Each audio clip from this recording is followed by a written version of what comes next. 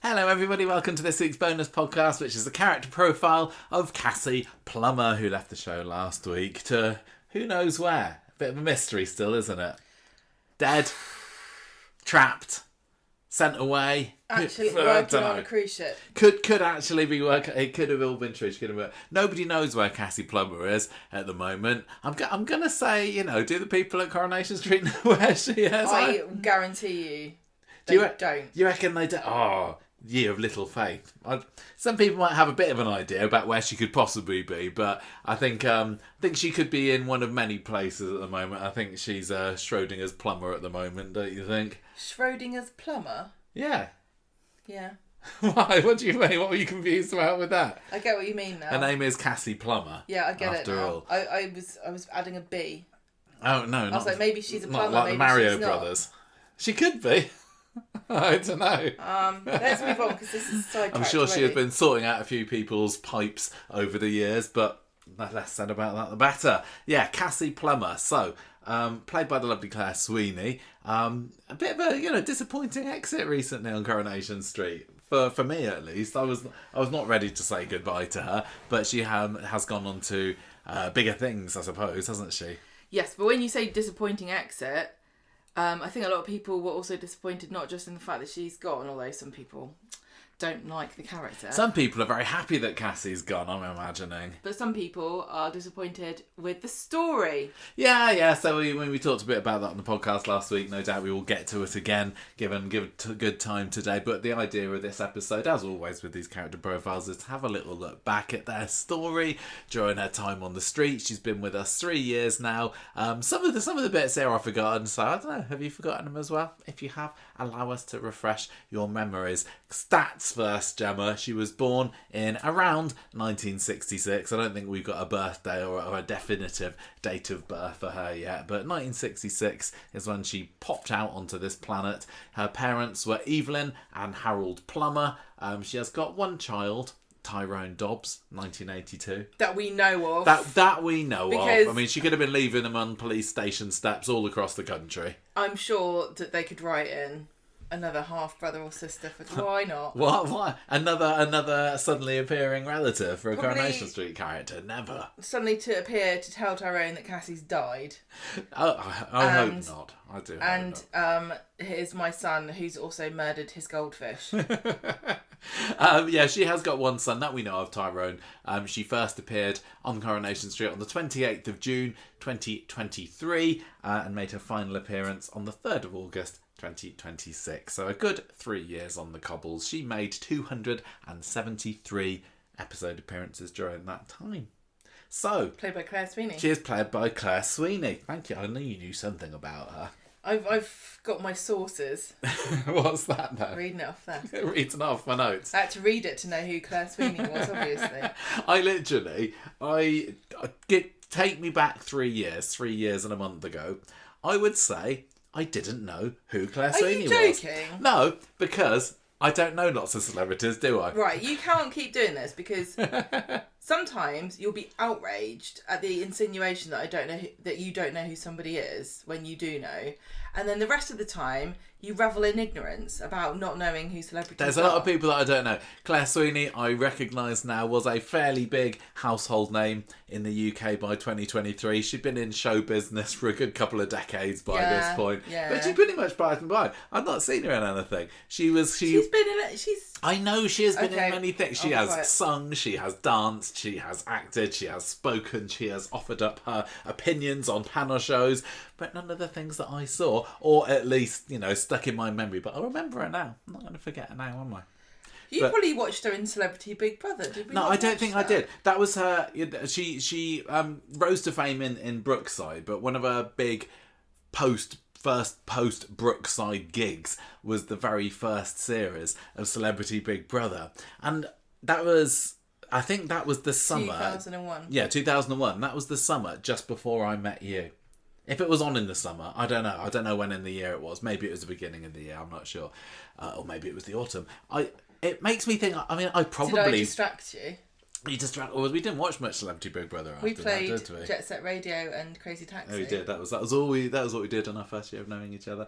I would have thought, because I was so into Big Brother after the first series, I can't see why I wouldn't have tuned in to watch the celebrity version.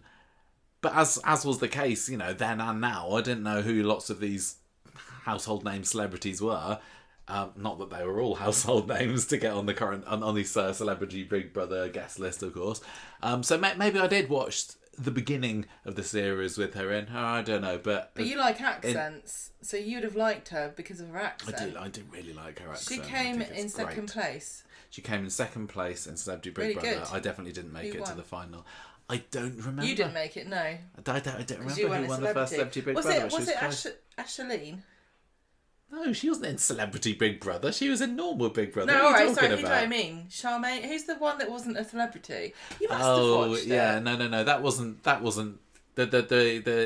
the civvy who went in pretending to be a celebrity. That wasn't the first series. That was a few series. No, because we watched that together. I'm sure. I don't remember who was in everything.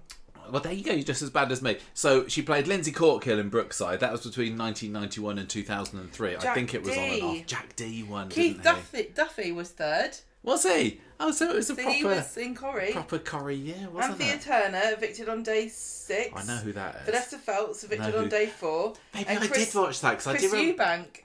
I do remember Vanessa Feltz writing all over a table in Celebrity Big Brother. She went a bit loopy, doesn't she? I don't even say that. Anyway, Claire Sweeney left my head for 20 years or so after that, but she didn't leave TV. She was all the stage. I mean, she's been in things like Chicago. She played Roxy Hart. She's been in Hairspray. She's been in Legally Blonde the musical. She was in Loose Women for a bit during the early 2000s. She even reached number 15 in the album charts in 2002 with her own album. So there are many strings to Claire Sweeney's bow, and we are honoured that Coronation Street has now become one of them. So when she was announced as playing Cassie Plummer, my reaction was probably, oh yes, I think I've heard of her. Oh, she's a bit of a big name casting. Because you do get those sometimes, don't you? Quite often when they bring people onto Coronation Street, they're people that you might have seen in this or that. And then every now and again you go, oh, they've got so-and-so. Oh, they've got Tony Maudsley. Oh, they've got Jodie Prenger. And I think Claire Sweeney was probably that type of casting, don't you think? But it's very fitting for playing the daughter of Evelyn Plummer, played by ginormously massive celebrity casting Maureen Lipman. I forgot her name then. And yeah, so it was all a bit of a mystery though, because up until that point we'd been led to believe that Tyrone's mum was dead, right? Yeah, she was dead, but she wasn't dead. In South Africa, if my memory serves me correctly. I mean, it's not unlikely. There was so much there has been so much retconning in Tyrone's history, or revisions, shall we say, because we didn't see it happen, but we've certainly, if you were to go back in time 20 years, in 10 years, and say, so tell me about Tyrone's paternity, you'd definitely get a very different story then to what you'd say now. Because of course, we had Jackie Dobbs, played by Margie Clark, who we knew as Tyrone's mum for many a year, but turns out no. There's a bit of a backstory which we'll get to, why actually Jackie's not Tyrone's mum, at least biologically speaking. They like retconning things, don't they? And they like suddenly appearing relatives, and now we've got murders going everywhere, and I would kind of link Cassie into all of those things, because the insinuation is that Ross has killed her. Would you say? Possibly. Not sure that he has, but that's what Coronation Street, I think, would like you to think, okay? Yeah. Now, I blame us for this. Oh, that's what we done. done. I really think this is our fault, because we were going on about fancy dress all the time. We said, we're banning them. No more fancy dress parties. It's stupid, the number of fancy dress parties. I don't know where you're going with this. And Coronation Street, it's like, we've got to fill the time with something. What should we do? And they decided to fill their time with suddenly appearing relatives, retcons, and murders. Oh, okay. So it's just a recent flavour of the day. Can you answer me this question? Since we've had all these retcons and suddenly appearing relatives and murders, how many fancy dress parties have we had? Been so much fancy dress. Is there a direct correlation between those two things? Could you chart the decline of fancy dress and show that it has led to I think you might be looking for links where there may not be any, but I'll go with this theory if you like. Causation and what's it? Cause and effect. I don't No, know. what's it? Something isn't causation or whatever. Correlation isn't Correlation isn't causation, causation. but sometimes you can make a guess. Well, they certainly dressed up Claire Sweeney when they brought her on as Cassie, didn't they? Fancy dress party. Because Claire Sweeney is a very down and out. glam celeb sort of woman, isn't she? And when they showed her first, Glam celeb woman. she's a glam celeb. I'm sure she'd agree with me. Oh, she is. You only have When to they see her showed Christmas her- decorations to know she's a glam celeb woman. Has she got good Christmas decorations? Oh, yeah. Has she? Yeah, she pays someone to come and do it. Oh, that's how you know you've I'm made looking it. forward to December. Are you a glam celeb woman? No, I want to see what she's got. Oh, I I've got thought you glam. meant you were going to get people I'm to going come to and pay do ours. somebody to come and do our... Yeah. Maybe if they finish Claire's early, they can pop down here and do ours. I don't know. Only as a What do you reckon, freebie. Claire? Yeah, the first publicity shots that they showed of Cassie Plummer had her looking incredibly dowdy, didn't they? Some might say skanky. A little bit. I'm a bit on heroin kind of looking. Which I thought was, when she spoke to me last week, she said, "Oh, good. I didn't want to look like Claire Sweeney," and she certainly went head first into that role. Can I fact check you? Was that what she was? Her drug? Was that what she? I think so. Because you can't just go around saying. Well, one I mean, Michael. It wasn't paracetamol. Like Lisa Swain, Connor Swain. What were you going to say? I'm just you just need to be precise. You can't be saying. Well, look, I'm just doing it from the top of my head, but I do have some lovely notes that we can read out and comment on in a minute. So I'm sure the drugs will come out of that. Gemma, I can't trust myself Not to read do the out accent. this Claire Sweeney quote about when she first came onto the show without doing my Why don't you fantastic do it? Scouse accent. So I'm gonna Why let don't you pass. do it? No, I don't want to do it. Maybe I'll do one later. Can you tell us, what did Claire say on being cast on Coronation Street? Even though I've been lucky enough to have enjoyed an amazingly varied career for nearly 40 years, being cast in Coronation Street is to me better than being cast in a Hollywood movie. I've watched it all my life and I can't quite believe that I'll now be stepping onto these famous cobbles myself. You're doing a really good job of avoiding doing that Scouse accent. I can't slip into it by accident this way. No. I was really nervous when I got the scripts to audition, as this show means so much to me and my family, and this is Corrie Gold. I was beyond thrilled and very grateful when I got the call that Ian McLeod is trusting me to play Tyrone's mum, I say mother, and work alongside one of my heroes, Dame Maureen Lipman. Only a dame. Yeah, very good, fantastic. I do like it when they get people on the show that are, wear their Corrie fandom on their sleeve. It'd be what's the word? It would be advisable to pretend if you weren't interested, but Well, I don't believe that this is a fib. I think if you're not interested in Corrie, you can kind of get around it by saying, "Oh, Corrie's such a national institution, and I'm really excited about stepping at Ken Who's, did you say?" Yeah. But no, Claire did say that when she was speaking to me last week that she loves Coronation Street and she did watch it when she was younger. And we've had a couple of messages from her over the years, haven't we, where she said, "Oh, I really love Corrie. I want to come onto the podcast and speak to you about Corrie." So I was like, "Okay, we'll definitely get you on one day." And the day has come and passed. So yeah, she is 100% a bona fide Coronation Street fan. Ian McLeod of Claire's casting said, "Hey, Claire bowled us over in an audition, and the scenes with Tyrone and Evelyn will be electric. Her arrival will mark the start of a tumultuous time for Tyrone and her family, and her impact will be felt across the street in the weeks and months that follow." How did she live up to that, Gemma? Was Ian McLeod right? Tumultuous time for Tyrone and the family? He fell over. What happened to him? What? He got run over. I don't think that's quite what Ian McLeod was referring to. Then. He's like, well, this is great. We've got Claire Sweeney 2.5 years' time, Tyrone's going to get run over by Debbie Webster's son. Oh, sorry, can't mention that yet. Yeah, we're going to retcon someone else's but it's suddenly appearing relative. Impact will be felt across the street. Yeah, so. I would say that looking back over Cassie's time, I think I probably would have liked her to have spread her wings a little bit more. I find it difficult to picture her anywhere other than Ken's house and Tyrone's house. In a pub. And the pub sometimes as well. She's not... And the precinct, And of the course. hospital. And the hospital once or twice. Well, there you go. But I wouldn't personally say that she's had an awful lot to do with characters that aren't the Dobbs and the Barlows. Wouldn't you agree? Yep. Yeah, why not? Anything Why not? you want to add to that? Just look, Gemma. Yeah, it's can hot, you? isn't it? Oh, there we go. I'm going to pass over to you to tell us a little bit about Cassie's backstory from pre-2023. What has been made up to make her slide so effortlessly into Coronation Street without anybody batting an eyelid? Do you know what though? These are all just fictitious, aren't they? Like, it's all real. I know that it's fictitious anyway, but how many backstories are now just, well, this is what you think is true, but we reserve the right to change it at any moment. If it didn't appear on screen... But even sometimes when it did... Even if it sometimes did appear on screen, it doesn't mean it definitely happened. I had a baby, everybody. Maybe you were dreaming. So before Cassie came into the show, we'd gone many years knowing that Jackie Dobbs was Tyrone's mum.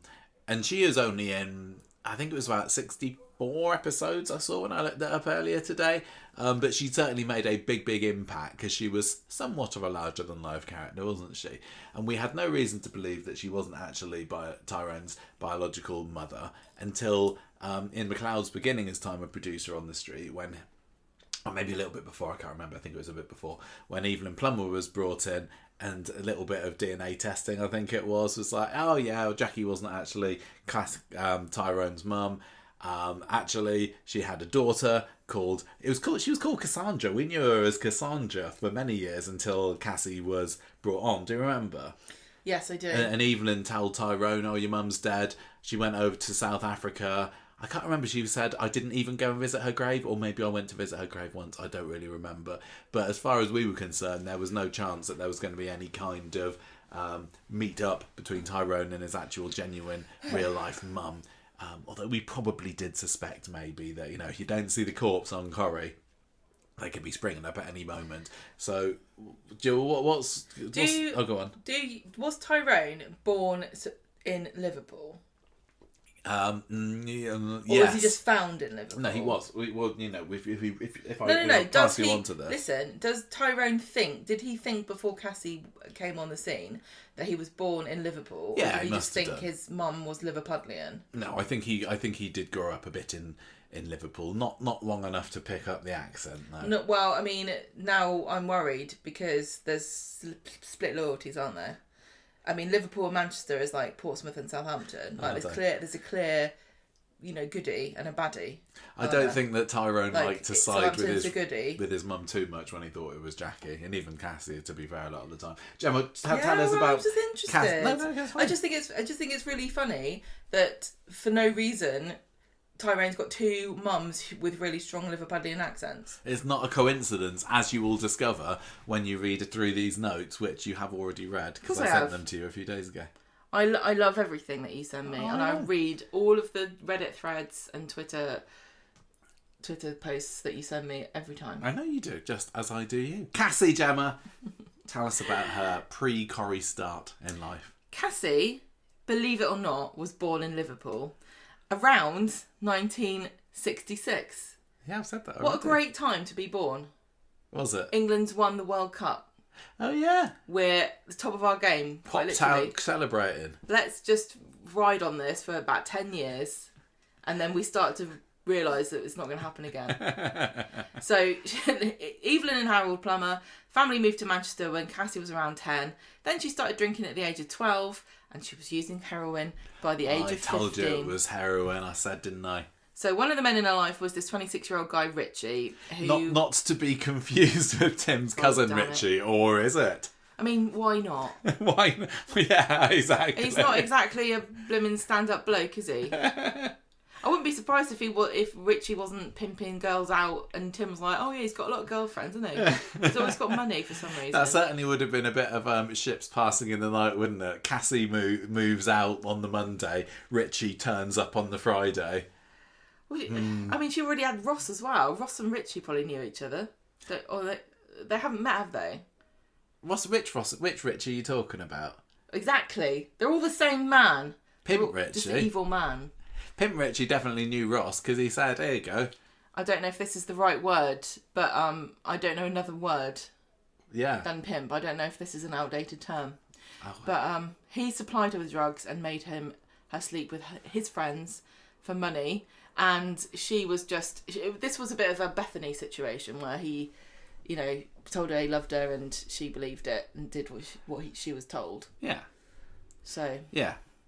Her parents struggled with this, obviously, and they didn't really understand, as you probably would be forgiven for not really understanding, that she was being groomed and exploited.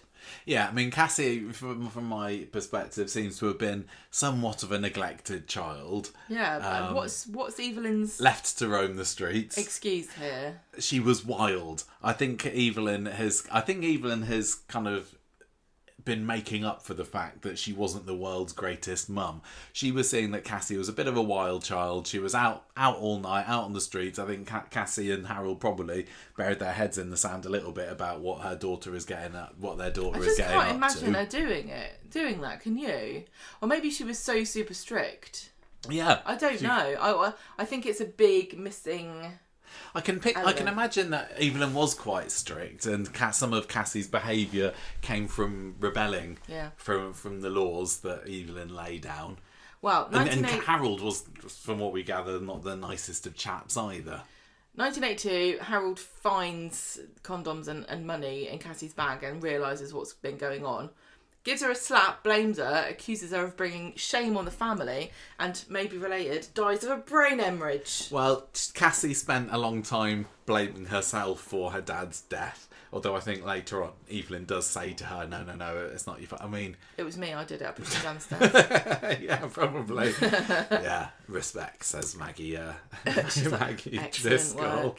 Evelyn blames Cassie. Cassie runs away because she believes what Evelyn tells her about this. 6 months later, Evelyn finds Cassie in Liverpool.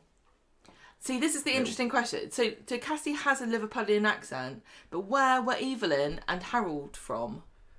Because they moved to Manchester when Cassie was 10. Yeah. Right. So I guess that's an age where you might change your accent from being. But why would you have? You wouldn't necessarily even have a Liverpudlian accent if your parents aren't from Liverpool. Well, it depends whether you spend more time with them or more time out on the streets, doesn't it? I'm finding this is very unbelievable. Well, maybe they'll retcon it again and it'll be all okay. Maybe Cassie will turn up like 5 years from now going, Tyrone, I have a confession to make. I've been a method actor this whole time. I spent the time pretending to be from Liverpool and being a down and out mother so I could go to America and play the role of a lifetime. But now I'm back. Your real mum's Carrie Katona. Oh no. Right, so 6 months later, Evelyn finds Cassie in Liverpool, blends in perfectly with baby Tyrone. She's like, Cassie, you can't deal with this. Takes Tyrone and leaves him outside a police station. Wow. As you did back then, in 1982. Well, I mean, why are you saying that? Because they even have little... What are they called? They have little post boxes for babies outside of fire stations. It looked like you were pulling a little ticket out of this machine at the meat counter. Number 3 wants this baby. Number 3, there's a baby here. Yeah, it's very sad, but I'd rather they had somewhere to, if you don't... There's worse things you can do. So, Evelyn spends about a year and a half trying to get Cassie clean, but then she tries to find Tyrone to have a lovely reunion. But he's gone. Where's he gone? He disappeared into the system. Tell you what. He was found by Jackie by that point, wasn't he? Yeah, there was never an official passing over or induction into the care system for Tyrone. But I tell you what, you put a baby down, you're going back a year and a half later, you expect the baby to be there. Yeah, can't leave found a job by then as well. Exactly, right. Well, maybe she wanted him to be a copper. The way Coronation Street is now, I'm surprised there aren't more baby coppers on the show. That's why, where's Connie? Yeah. She's a perfect candidate. Yeah. Right, so, Cassie does not forgive Evelyn for taking him away. So she moves to South Africa to... I can't believe that you haven't read... Pietermaritzburg. Right. Excellent pronunciation, maybe. She finds another boyfriend who's addicted to drugs, loses contact with Evelyn altogether. At some point she comes back to England, lives in Bristol, then she goes to Warrington. By 2022, she develops a pregabalin addiction, which sounds like it's what a baby gets, addicted to not talking. Before you talk, Pregabalin. Pregabalin, yeah. What is that? Did you look this up? Pregabalin. I It's thought I just looked it up, drugs. but I can't remember. Just drugs. That's all you need to know. Naughty drugs. So she gets involved with the social services, and somebody contacts Evelyn, who begins to secretly help her daughter. And throughout all of this, Evelyn is in the show with Tyrone, telling him that Cassie's dead. Cassie. Yeah, she's kind of sneaking away for a bit. Because Evelyn was the Cassie suddenly clean. appearing relative who I can't even remember. She comes along and goes, "I'm your grandma." No, they go and happened? find her, don't they? I don't remember. Tyrone finds her. They turn up on her doorstep, and she's there with her pinny and her headscarf on. She didn't. I don't think she wanted anything to do with them at first. She kicks them out. She's quite like, smart. "No, I don't know any Cassie Plummer, any Cassandra Plummer." Right. Out, but then she. So and then she said, "Oh, she's dead." And then she says, "Yeah, sorry to say, but she's not dead." Yeah. So, how much does it bother you that, you know, we kind of joked about this whole retcon thing? Does it bother you at all? Well, you know when I made a joke about it's our fault because we wouldn't accept fancy dress. Yeah. It really is our fault because we've accepted all these retcons and background changes, and I don't think that they're not responsible with it. I think you do one every decade, and they're doing like several a year now of like. They definitely seem to have ramped up. It's because they picked such really fantastic actors, and honestly, I find some of the actors involved in this so charismatic that I don't really care what the story is, so I go along with it. But now I feel like this was fine, but it's led to far more outrageous examples of. I mean, retcons. When Evelyn came into it, they could very well have said, "Oh, she's Jackie's mum," couldn't they? They, for whatever reason, avoided that route and said, "Oh no, she's not related at all." And they came up with this police station story to explain it away. And yeah, you're right. Like, I guess I've accepted it, and the fact that Cassie's been in 4 times as many episodes as Jackie by this point anyway. The charisma of the actress, the performance, I really enjoyed her story. It all kind of helps me, but it feels like it's a bit of a brainwashing from Corrie, isn't it? Yes, it is. We've been we're gonna make gradually you forget. forced. Going to make you not care about it Now, by making, some pretty good casting choices. You were a big fan of Jackie. I loved Jackie So, Dobbs. can you remind me, why was it not possible for them to just recast Jackie and have Claire Sweeney play Jackie Dobbs? Well, in the show, what happened to Jackie? She dies, doesn't she? But she dies because of this story. Yeah, they decide to kill her off, so without showing her on screen. No. They have a little bit. Do you remember they showed her videoing herself, but then the videotape cuts out before her face appears on screen, and then she dies. And then Tyrone meets up with his dad, who he thought was his dad, at the funeral. And the dad says, "Actually, I got something to tell you. You're not really Jackie's boy. I'm not really your dad." And this is what sets Tyrone off on his quest to go and find his real parents. So this is like... And this was like 3-4 years before Cassie was even on the show. Yeah, but this was to introduce Evelyn. Yeah. Why do that and not just go, "Sorry, Margie, we really want Claire Sweeney and But they Maureen didn't know Littman." But that's because I don't think they really wanted Claire Sweeney At 5 that years point. before she appeared. No. Why couldn't Evelyn just have been Jackie Dobbs' mum? Exactly. That's what I That's started what off with. okay. I don't know. I'm agreeing with you. I'm just trying to get to that point. Yeah. I think I would be really interested to know at what point Coronation Street decided they're going to introduce Tyrone's mum. Because you could say that they decided straight away and they said, "We've got that one in the back pocket. A couple of years down the line, if we want to bring her in, then we will." Or did they genuinely think at the top, "Oh, we said that she's dead, so she's dead." And then just changed their mind. I don't know. But they would have known when they killed off Jackie, Tyrone's original mum, in order to bring in Maureen Lipman as Evelyn, his real grandma, they would have known that there was now an empty slot for mum. Yeah, which is why they said that she's dead. Yeah. I'm sorry, but I just think it's silly.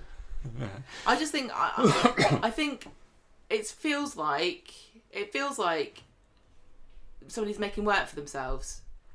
Like, you hire someone to come and do your flat roof and your gable end, and then they say you really need the front of your house doing as well, and you go along with it because they said they'd give you a discount, and then you kind of end up with all this. This is very specific, almost. You as if end it's up happened to spending us. all this money on stuff that you really didn't need to, but you're kind of thinking to yourself that maybe in the future you'll thank yourself, but actually you didn't need an extra 2 characters.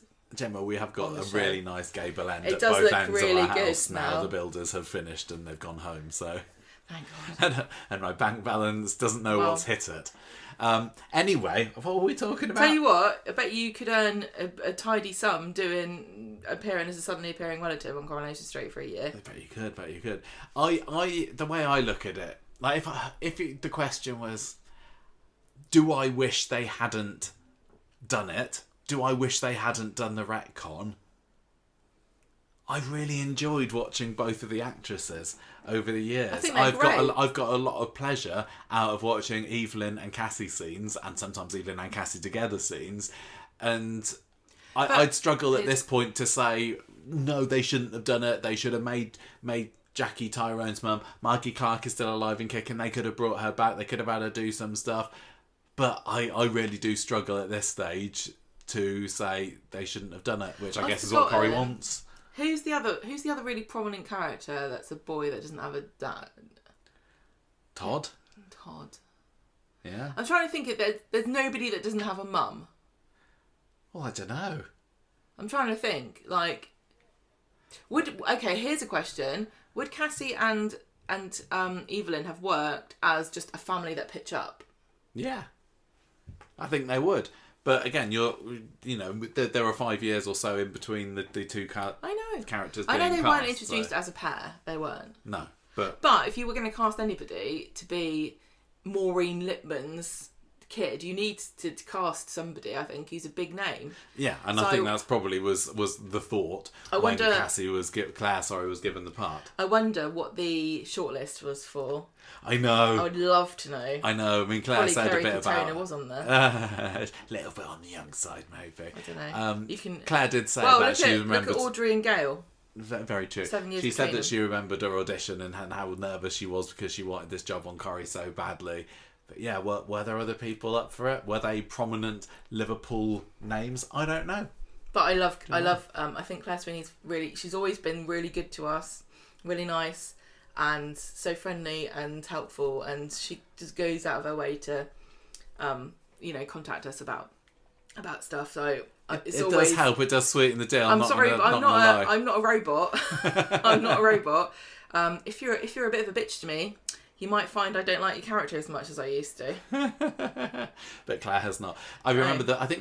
I think anyway, it works the other way too. Obviously, I think that I should have checked this on our Twitter, but I think that we were contacted fairly early on by Claire Sweeney, who had listened to some of the podcast and was saying, "Oh, I'm really, really thankful for the nice things you're saying about Cassie. Thank you for defending Cassie." I think it was really, really early on, but to be quite frank, her earliest material, when she came into the show, what a bang, what an entrance, and it was very, very easy to heap praise upon it, wasn't it? Because her appearance on the street in 2023 she was kind of skulking around in the background for a bit. She had like a baseball cap, didn't she? She had a denim clothes. She was very kind of rough looking in the face. They did a real cracking job at skanking her up, as I said earlier. That's someone's mum. She bumps into Kevin, who says, yeah, you've been following Evelyn. Evelyn's got a grandson called Tyrone. He lives over there. And this is when Cassie realises, oh my gosh, this son that I believed all these years ago that I'd lost, not only is he alive, but Evelyn's known about him all this time. And that must have been a bit of a kick in the teeth, wasn't it? My mum's here been sneaking off to see me, trying to get me clean. She's not said a dicky bird about the fact that my lost son has been living with her. It is bonkers. It's a really good story. It just annoys... Yeah, it's just annoying. I guess we say retcon, but it's... We work through the process of, like, what is actually a retcon, and this is all perfectly possible. Yeah, it's possible and plausible, however unlikely. Well, I think Evelyn, would say, because not all of the time that Evelyn was with Tyrone had she been with Cassie, had she? When she told Tyrone, "Your mum's dead, she's dead in South Africa," I think what she later goes on to say is, "Well, I assume she's dead," or "She was dead to me," or words to that effect. But during that period where she was going cold, she was getting Cassie to go cold turkey with her, I think the idea was she didn't tell Tyrone because she didn't want any more complications or anything to get in the way of Cassie's recovery. Which does make sense, I suppose. It's really difficult if you've never had to go through addiction or rehabilitation or known anyone in your family. It makes you have to take weird decisions that maybe not everybody would understand. Yeah, like when they cancel Corrie and we all have to go cold turkey on Coronation Street, we're all going to be going through those symptoms, aren't we? We're going to probably get through it together. Go and rob Granada Studios archives or something to get our fix. Yeah. Have you got any 963? So anyway, Evelyn, that's like Cassie, realises that Tyrone's there on Coronation Street. But then in shock she overdoses. She can't she can't believe the fact that she's been lied to all these years by her mum, all this time by her mum. Overdoses on something or other and ends up in hospital where she has a jolly long scene to play. Yeah. And that was she's described it as a baptism of fire. I think this is in her first episode, or at least first or second episode, where she ends up in this acting masterclass between her and Maureen Lipman. What are your memories of that? I can really vividly picture it in my mind, but I don't remember how. I mean, I obviously. I meant for us to watch it before we recorded this, but I forgot. It was.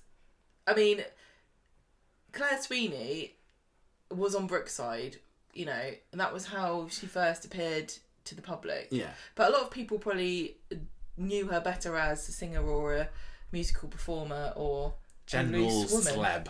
Yeah, so I think it probably was really intimidating to come into this real big, meaty, especially next to Maureen Lipman, who is like, even more of an institution.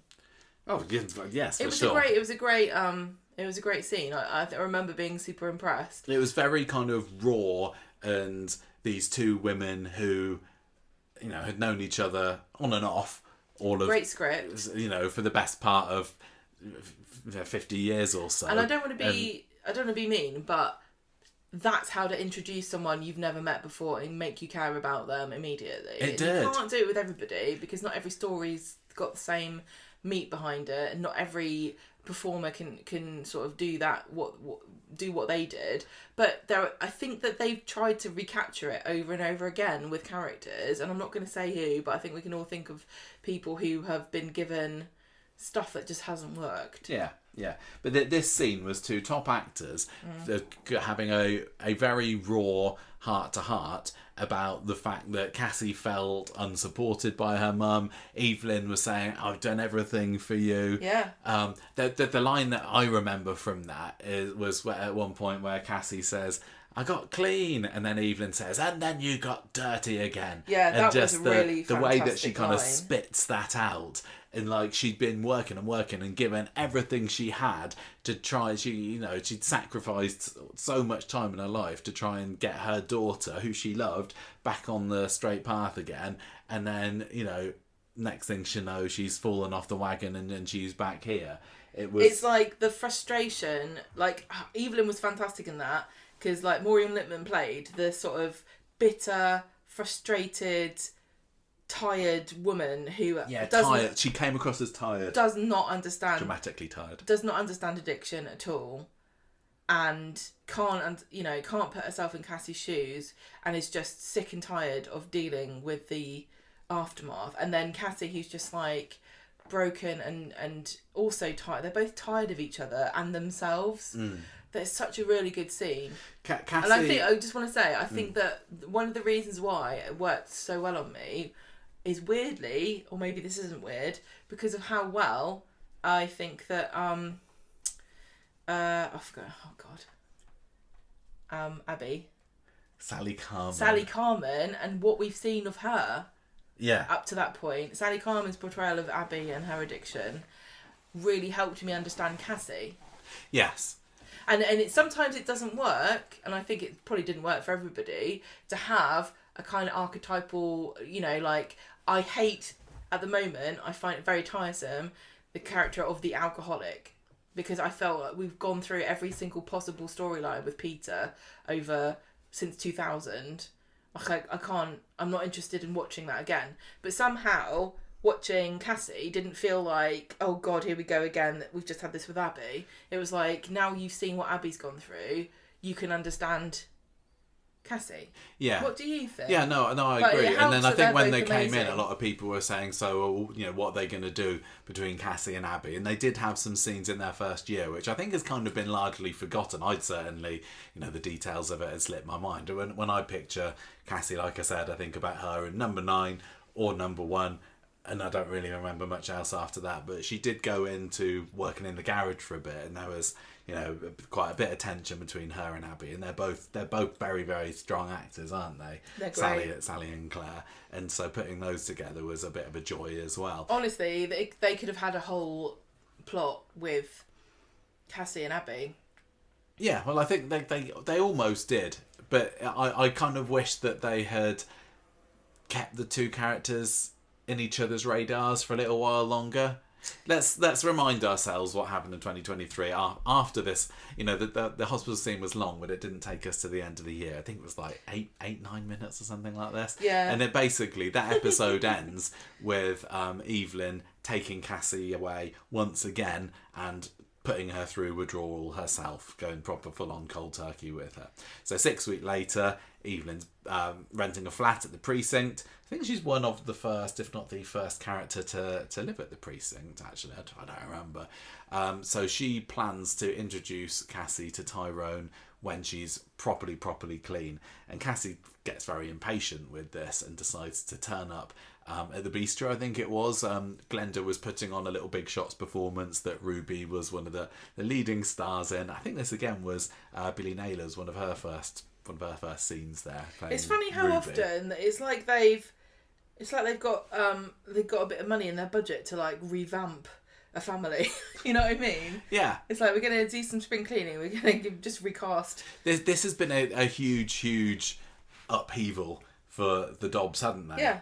Because, Tyrone and Fizz have been together since, 2012, 2013, and they went through a lot of the 2010s not really having loads to do. No. And the fact that Ruby and Hope were quite young, and that not necessarily doesn't lead you to storylines so much. They had the story with Hope having cancer.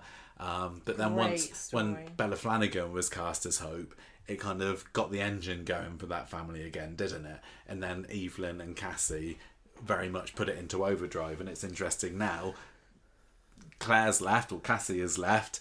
Evelyn, I'm not holding up too much hope for whether she's going to come back on the show or not. It's kind of like Tyrone and Fizz are back where they started, except the daughters have grown up, and we got Ross as a hanger-oner for however long he's going to be in it.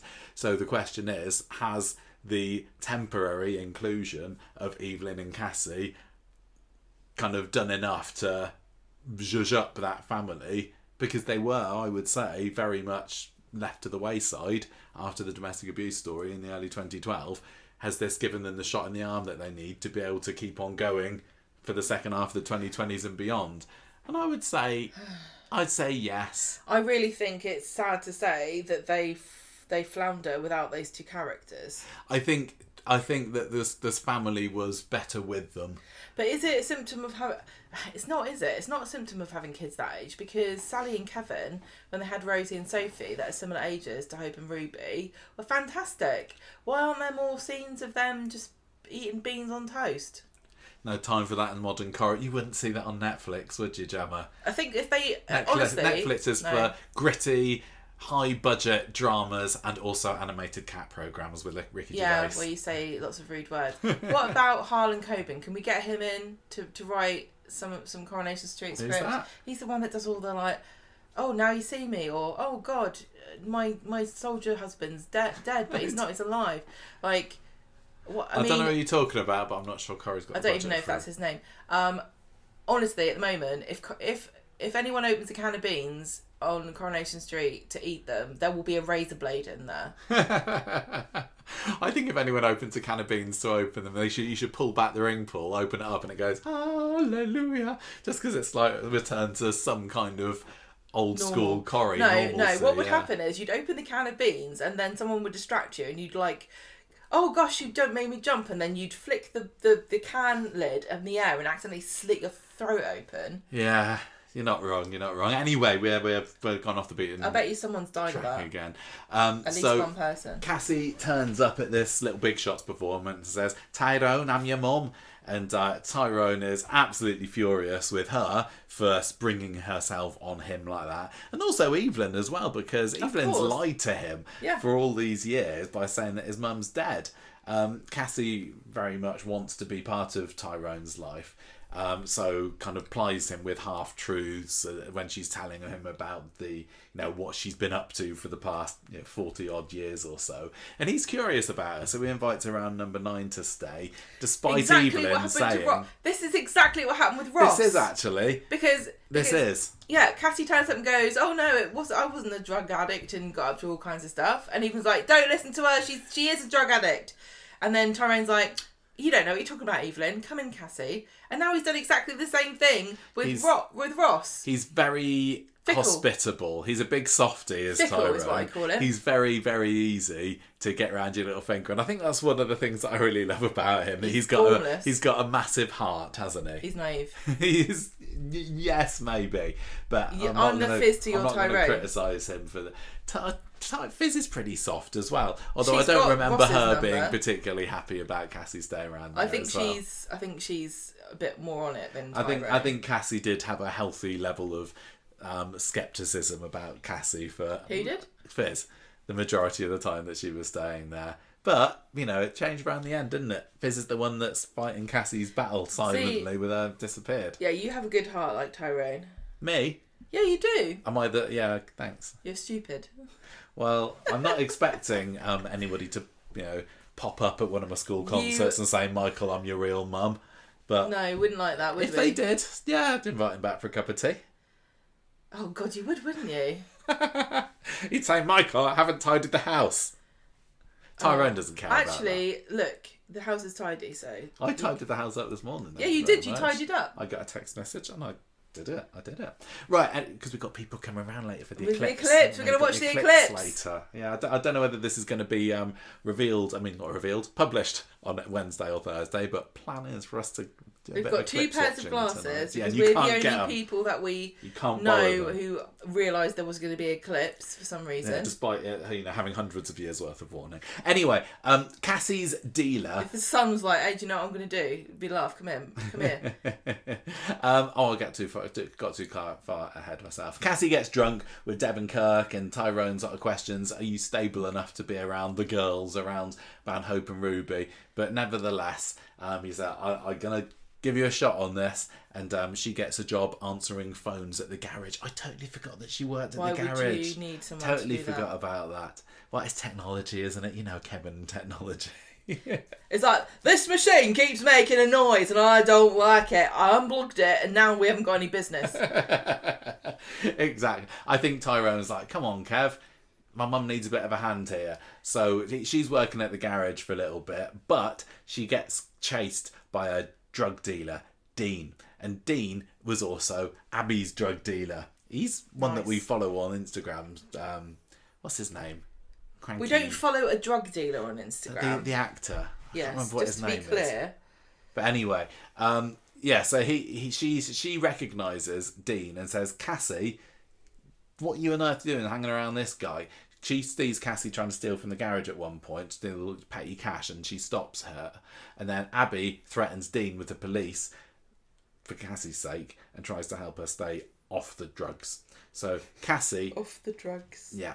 Cassie instead uses the money that was meant for Ruby's birthday present to buy drugs because she really, really wanted some drugs. She really fancied some. She had a bit of a craving, didn't she? Oh, yeah. It's like when you're scrolling through like Instagram and you see people eating pizza or whatever and you have to have some pizza. That was us last night. You're bringing in a lot of analogies related to our own lives into today's episode, Gemma. You're being very... I'm just trying to make it about myself. She takes Ruby's birthday money, buys some drugs, and then passes out in the road behind Roy's. And Tyrone says, Mum, I can't believe you've done this. I can't risk drugs being around my daughter. Hope's already a pyromaniac. I don't want to turn her into a druggie either. So sling your hook, Mum. You're out. And so Abby then, bless her heart, moves into the precinct flat with Cassie to help get her clean. Nice. Tyrone attends one of Abby's support group meetings with Cassie. Just like Christina and George. Just like Christina and George. Cassie claims that Evelyn threw her out of the family home when she was a kid and drove her into prostitution, which is not true. But it works on Tyrone. Well, it might be her he's a gullible... perspective. Does she know she was lying? Possibly. It might be just how she viewed it. And I'm sure do we know it's not true? You know, she had many, many years away from her mum, and I'm sure that's plenty of time to have built up this long resentment and maybe make up a few stories that then become solidified as 100% gospel truths in your mind. But anyway, Tyrone takes Cassie's side, lets her back into number 9 because he feels sorry for her. But Cassie's still being a naughty old girl because over Christmas she borrows a customer's Porsche from the garage, scratches it, and lets Kevin believe it was Abby what done it. What bitch? I can tell. All this time I've still been like, oh, but I stistill love Cassie. I know. I really like Cassie. I'm just so won over by Claire's performance of her. And she's just the sort of character that I really like. And I think it was that she reminded me of Abby. And Abby's one of my favourite additions to Corrie in the past 10 years. And I love Tyrone. And I really wanted this to work out. I didn't want her to end up going down, a route which is like, there's no coming back for this character. She's turned into such a wrong 'un. All we can do is, bump her off or have her sent to prison or anything. So all the way through, I was fighting Cassie's fight, and when she was doing stuff like this I was like, Cassie, don't do that. I didn't want Abby to take the blame for it either. Roy tells Kevin, because he was in the car with Cassie, that this is a massive lie, but rather than support Kevin in giving Cassie the sack, Abby persuades him to give her another chance because he's also gullible.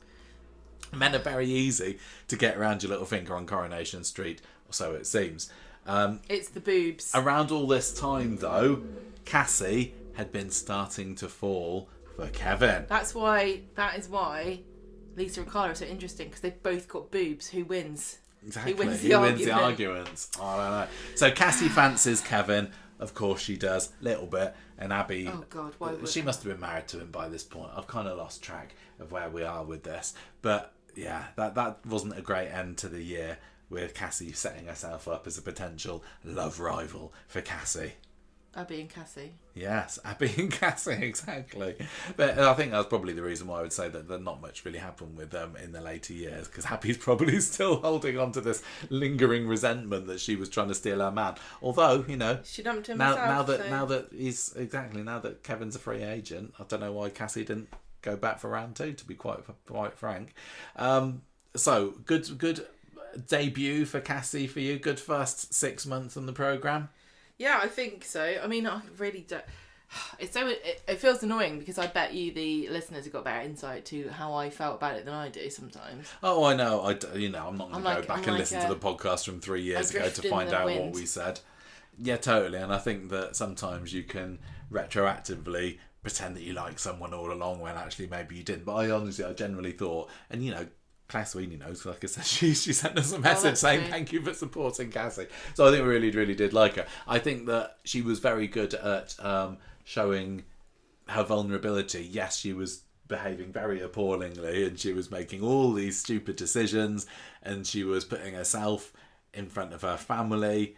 But, yeah, that vulnerability that came from her terrible past, you know, everything with the after effects of going cold turkey, having to live up to her mum's probably incredibly high expectations, all of these things, and being abused, neglected, and all of that stuff from a very young age. I really bought into that, and it helped me, gave Cassie a lot more credit than I think lots of viewers were willing to give her. And that's perfectly fine. I'm not saying I can't believe people wouldn't even, support Cassie through X, Y, and Z, but I totally get it. Some people are saying, no, she's a skank, she's a trollop, she's a liar, all of this, get rid of her. I totally buy that. But for me, I was able to be won round by the premise of there being some sort of vulnerability from her. Yeah. What says you? I agree. Gemma agrees. Gemma, amazing. So, 2024, Gemma, was a big year for Cassie. 94 appearances. Yeah. Starting off with puppies. I know. Do you remember this? Yeah, I do. Why you? I mean, what can I say? You're asking me questions. The answer is yes or no to, and then wondering why I don't have anything to say. Do you remember the puppies? Yeah, I do. This was a story that had merged your interests of Coronation Street and dogs together quite beautifully, didn't it? Yeah, I love puppy farming. Well, you like treating dogs well. You don't agree. I take them out for with meals. Farming or kicking them. My favourite thing to do is to take a puppy into Fortnum and Mason and let it pick which tea it wants. This was an issues-based story that I could really get behind on Coronation Street. I wasn't having to be taught about some dreadful medical issue. It was still a dreadful thing that, this does go on in the UK and people do nasty things and trap puppies in cages and sell them off on the black market. You don't have to trap them. They go in them themselves because they're silly dogs and they trust you because Cat would never do bred that. them for thousands of years to not realise that some of us are absolute arseholes. But this was kind of one of the... I think this must have started around Christmas time in 2023. Nothing more festive than a puppy farm. Well, I think it was. I think it was supposed to be not light-hearted per se, but something that was a bit heartwarming. And the fact that we could get behind these characters who were going to liberate these poor impoverished canines from their vile oppressor, I think that's what Christmas is all about, right? We've all seen that movie at Christmas time. The bit where Mary and Joseph kick a bunch of animals out of a manger so they can have a baby in there because they didn't book ahead. Yeah. So if Cassie had been there, she'd be like, hey, you can't come in here. Have a baby outside. Have a baby outside on the police station steps, it's fine. Yeah. The Bethlehem PD are like, what is this? Bethlehem PD. Right. Cassie joins Evelyn's investigation into puppy farmer Terry Fensley. Which is weird because he had cards and everything made. Terry Fensley, puppy farmer. Breaks into Terry's house, discovers all the puppies, and I think my lingering memory of this was all of the little... car air fresheners everywhere. Oh yes, they were. Weren't there? I'd forgotten that. They were dangling little pine trees. Yeah. Because there was just stacks and stacks of cages, weren't there? Yeah. And this was one of the things that they had a behind the scenes at Coronation Street out on YouTube with the RSPCA woman saying, "We have to make sure that they Don't put dogs in boxes." Yes, we've got to make sure that Ian McLeod is not secretly kicking puppies in the background. But we're very pleased to report that these puppies have been treated like kings. These air fresheners are actually organic, edible biscuits that the dog's going to eat later. So, she discovers the puppies, she steals a bunch of cash and she rescues them. Terry catches her at it, she attacks him. She whacks him with a baseball bat. She should just set the dogs... Oh, mind you, they're cute though, aren't they? Little puppies. What are they going to do? Yeah, sick 'em, boys. No, she whacks him with a baseball bat, grabs the puppies and scarpers. Evelyn gets arrested for it, and Cassie lets her take the blame, and then she eventually donates the money to an animal charity. I hope it wasn't for donkeys, because that would be a right kick in the nuts for dogs. I don't think it was. Was it Weatherfield Donkey Sanctuary North or Weatherfield Donkey Sanctuary South? Good question. So Tyrone and Fizz go away together, and Cassie looks after the girls with Evelyn. And Evelyn's very impressed when Cassie is dealing very sensibly with Ruby about lying about nail extensions. I think that was another thing that really helped win Cassie over for me, the relationship that she had with Hope and Ruby. And I think it's difficult to know what Ruby thinks a lot of the time because they don't do anything with her. I'm really surprised. I thought that when they cast Billy in the role, it was a way of Corrie saying, Ruby, she's going to be a character now. We're going to make her but they haven't. They've given her nothing for anyone to do unless you've been hired last week. She is prime age. You know, Sophie Webster at this age, she was doing all sorts of stuff, all kind of scrapes. Chesney, but yeah, I don't know what they're doing with Ruby. But Hope, I think she taps into that bit of chaos that Cassie brings to the house. Don't you think? Yeah. Because Hope sees her mum and dad as being kind of the squares and the people that say no to everything and the people that are setting down all the rules all these years. But Cassie, Hope recognises that she's a bit naughty and, you know, she might have set a few fires herself over the years. I think it's good because they've got like a range of, you know, people that are more strict and not. Yeah. It's never fun to be the strict parent. It's very easy to be the fun parent. Yeah. Like Becky. Oh, Becky, and not Lisa. Right, so... So, yeah, anyway, so I've really appreciated and enjoyed watching Cassie as Granny Cass. During Lauren's disappearance, Cassie, you know, it's revealed that Lauren had been doing the Ovid video, and Cassie kind of reacts very sympathetically to this and reveals that she had worked herself as a sex worker. And Evelyn's shocked by this for some reason, even though they knew. No, I don't think that Evelyn did know. How did Harold like I said, not tell her then? Well, he had a brain hemorrhage, didn't he? Probably didn't have much chance. I don't think that Evelyn... No, I think... Okay, well, she acts like she didn't know. Kind of did, like I said, had her head in the sand a little bit about what Cassie was getting up to. So how do we know that Harold found this out then? Where did that information come from? I don't remember. It's all just from Corrie PG. I trust them implicitly. Evelyn comes to terms with this and tells Cassie... I'm not watching all 200 odd episodes that it wasn't her fault that her dad had a brain hemorrhage. Then Cassie and Abby fall out even more at the garage because Cassie fancies Kevin loads. And then... Who wouldn't, ladies? I don't get what... I'm sorry, but what's happening? I'm sorry. He's a charming chap. He's just a grumpy old arse. He knows all about... He can fix your cars, Gemma. If we were out driving in the country somewhere and the car broke down, you'd be like, Michael, why can't you be more like Kevin? We've just gone over it. We've just, gone over a stick and we've got a puncture. Why can't you do something about that? Well, I mean, we've got a rattly undercarriage. We do have a rattly undercarriage at the moment. I've been driving around blissfully ignorant. No, you're not ignorant. You know it's happening. Okay, you're just like hoping it doesn't fall off, whatever it is. Kevin Webster, he'd have been under that He'd car. Go, I know what straight that away. He's like, hold my beer, ladies. I'm getting under there. Stick in your... And mate, I don't think we've ever actually seen Cassie drive a car, so... But maybe Claire Sweeney's only got chauffeurs. Yeah. Right. But I don't know exactly what it is that Cassie sees in Kevin, but he's a nice guy, isn't he? No. He is a nice guy. He's just a grumpy soddy, git. overly emotional and gets angry about everything and has no sense of perspective.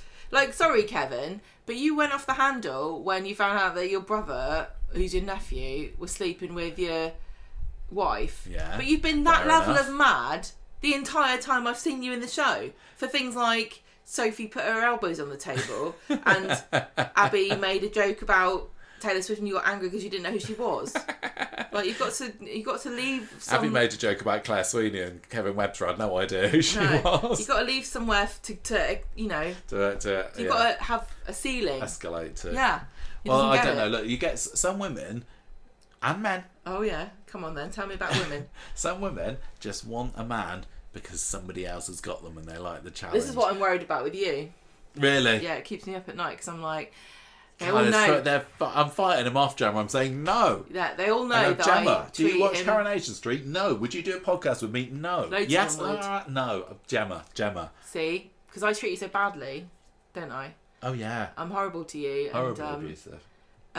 make jokes and things and say no when you say something offensive, which is really bad of me. So there's the wide open field really for anyone to come and steal you. And now that the roof has been fixed, you've got even more I've got a home to offer, ladies. To appeal to women with. No leaks here. No leaky. Well, actually, the bathroom's leaking. Oh, yeah. Don't forget about that. Right, I can offer you a home with no leaks. We've got one bathroom that's all right. Some fairly recently refitted decking and Stan Ogden's gravestone. I'd be quite happy for you to applications on a take postcard, please. a new woman to paint the decking for us. Oh, okay. Does that work? Does that happen? So anyway, I'm just saying What we that doing? maybe Cassie was into Kevin because she saw that Abby and him were in a loving relationship, and that's something that she's never really had anything to do with. Yeah, I don't. She's get only that, been but abused. I understand. She's only been treated badly. She's only gone out with horrible drug dealers or worse. And she saw what Kevin and Abby had together, and she was like, "I want me a piece of that, please." I want me a piece of that, man. Yeah. Right.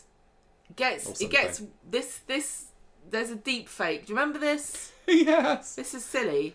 There's a It happens, Gemma. deep fake porn video This made was of Abby. 2024. Imagine what they could do now with ChatGPT. There's a whole episode of Coronation Street where nobody's wearing any clothes. They tried to make a probably. deep fake of Abby eating spaghetti next to Will Smith, and it just didn't Just work. looked weird. So they ended up making a deep fake.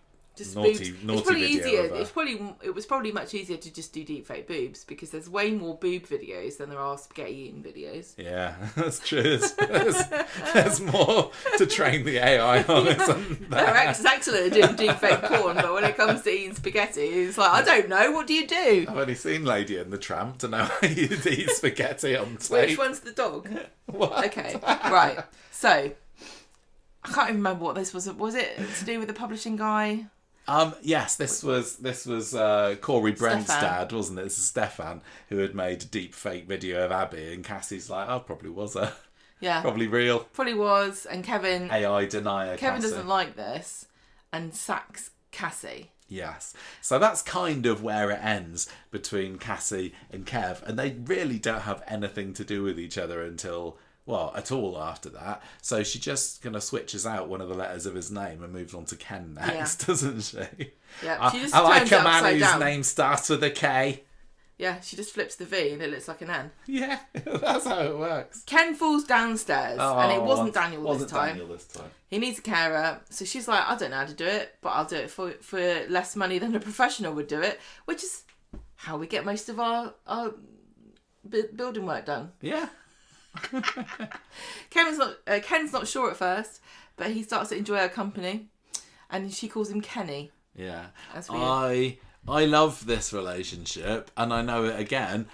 Plenty of listeners and non-listeners are going to be saying, "What on earth are you talking about? This was terrible. Cassie was awful for him."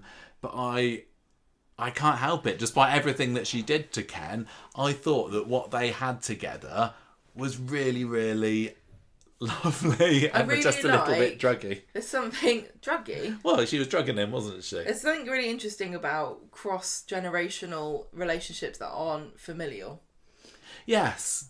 Yeah, I'm trying to think of some others that have done it. I mean, Rita and Brian, but they're not really. They're friends. not really. Well, they're Brian is younger than Rita, but I still class him as part of the oldie crowd. Get lost. What? Well, I not, don't think. Not as old I don't as think Rita. Gunny would thank you for Nobody that. is as old as Rita, apart No, from Ken. Ken.